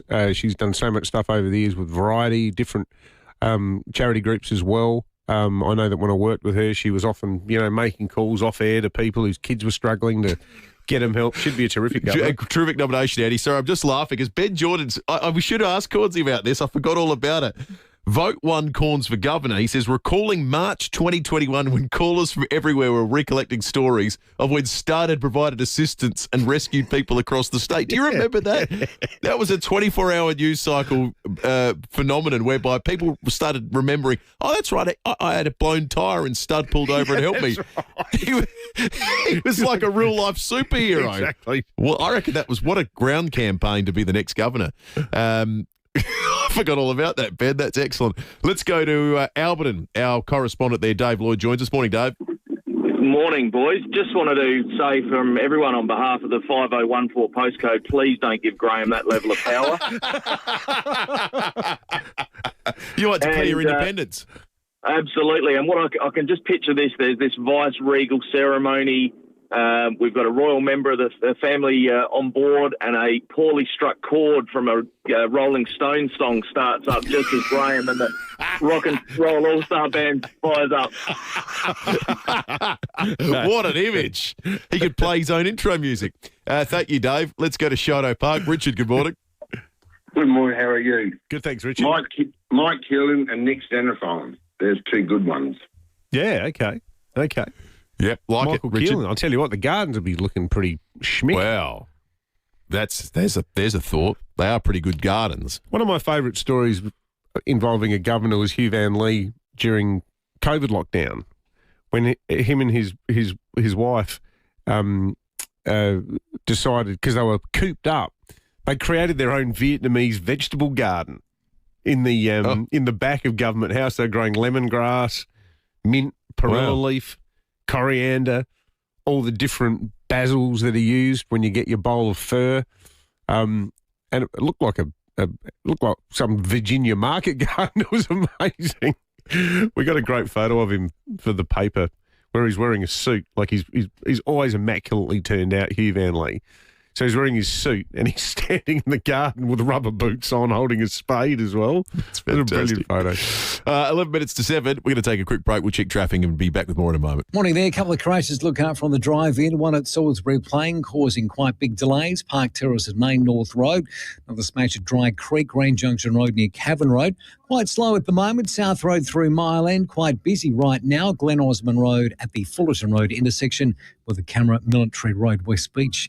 Get an ingenious deal on the MG HS plug-in super hybrid SUV now with $6,000 cash back. T's and C's apply. See your MG dealer today. Adelaide's most accurate traffic on 5AA. Thanks to you, FIVEAA Milk Company celebrates an incredible milestone. 20 years. For 2 decades, local farming families have woken before sunrise, worked through drought and rising costs, so we can all enjoy the freshest milk available. So, when you choose FIVEAA Milk Company, you're part of that 20-year legacy too. Backing local farms, local jobs and local families. Look for FIVEAA Milk Company products at your supermarket. And let's keep a good thing going. Hi, Brady Bitt here for Mawson Lakes Mazda with a little secret of how you can get behind the wheel of a new Mazda. You can unlock their end of financial year deals early. You heard right, we can give them to you right now. That's immediate delivery on all makes, models and colours. Plus low-K demos must go. No gimmicks, just early end of financial year deals and the best customer support for you and your shiny new Mazda. Mawson Lakes Mazda, Salisbury Highway, just a short drive from the city. With over 50 years in business and 60 industry awards, Sterling Homes has set the standard. That's a long time in business. To celebrate their achievements, they're inviting you to share your dream with them. With Sterling Homes, you get up to $30,000 of luxury upgrades your way at no extra cost. Choose what matters to you. It could be reverse cycle air conditioning, stone bench tops, solar panels and more. Plus, how's this? 2.7 metre high ceilings are included. Sterling Homes listens to your must-haves, considers your nice-to-haves, and works with you to create your ideal home. Because at Sterling Homes, your home. Visit the display homes across Adelaide. For locations, go to sterlinghomes.com.au. T's and C's apply. Sky City's Thursday cash jackpot is back, and there's $90,000 cash to be won this Thursday at 8 p.m. only at Sky City Adelaide. You have to be there to win. Join Sky City Rewards to enter the draw, and you could be $90,000 richer this Thursday. But remember, you must be at Sky City to claim the prize. Sky City, we're here for it. T's and C's at skycity.com.au/jackpot. SA licence T25/2274. New South Wales licence NTP/15347. Gamble responsibly. For free and confidential support, call 1-800-858-858 or visit gamblinghelponline.org.au. Knockdown, build 2 with Metro Homes. Move into one and keep the other as an investment. Metro Homes, they do it all for you. David Penberthy and Will Goodings, 5AA Breakfast. 7 to 9, it's going to be another big news day in Australia. The Royal Commission into the Bondi attack has been handed to the Governor-General, so we'll learn more about that over the course of the day. Jack Hahn's covering it for Nine's Today Show in Sydney. Jack, good morning. Yeah, good morning to you. So, Jack, only 4 months on from this horrific terrorist attack, what are we expecting to hear from the report today? Yeah, so about 7 minutes on the clock now until this report will drop, and we will hear from the Prime Minister shortly after that. So at the top of the hour for you guys listening over in Adelaide, look, essentially this is going to be the preliminary findings. What this essentially allows the Royal Commissioner to do is to bring up any urgent things or concerns that have popped up in her inquiries. So if she's gone, look, we have a massive problem with X or Y, we need to do this about it. This morning's her chance to warn the public, to warn authorities, to warn agencies that you need to implement this. So this is actually more of a touching to see how she's going with the inquiry. I mean, it must be mentioned that they have not yet conducted interviews with eyewitnesses, with the police, with ASIO. I mean, I know we all, as Australians and everyone listening to us here in Adelaide, I know you guys have plenty of questions too about how this has happened, about the reports we've heard about ASIO and being on the watch list. So we do have lots and lots of questions. Today, we're not going to get all of those answers. We're going to get essentially answers or warnings about the things that would pose an imminent risk to Australians, if that makes sense. Yeah, we'll await it with interest, Jack. Thank you for that. Jack Hahn, Nine Today Show in Sydney. Interesting discussing that in light of what happened in London overnight with the totally unprovoked stabbing. Awful vision of that. Of the two Jewish people, one of them a rabbi in his 80s, the other one a younger bloke. And I think, it's just yet another demonstration of, and it's the same thing that happened here, where people, and it's not just the gunmen, but it's some of the riders we accept, can't distinguish the difference anymore between the Israeli state and people of the Jewish faith or Jewish identity or even Jewish appearance. Yeah, they don't care to distinguish. That's the fundamental issue. When you've got people like the children's book illustrators who are out there saying that we don't mourn fascists, including a 10-year-old girl who's shot dead in broad daylight at an Australian beach, and you've got people on the left saying we don't mourn fascists.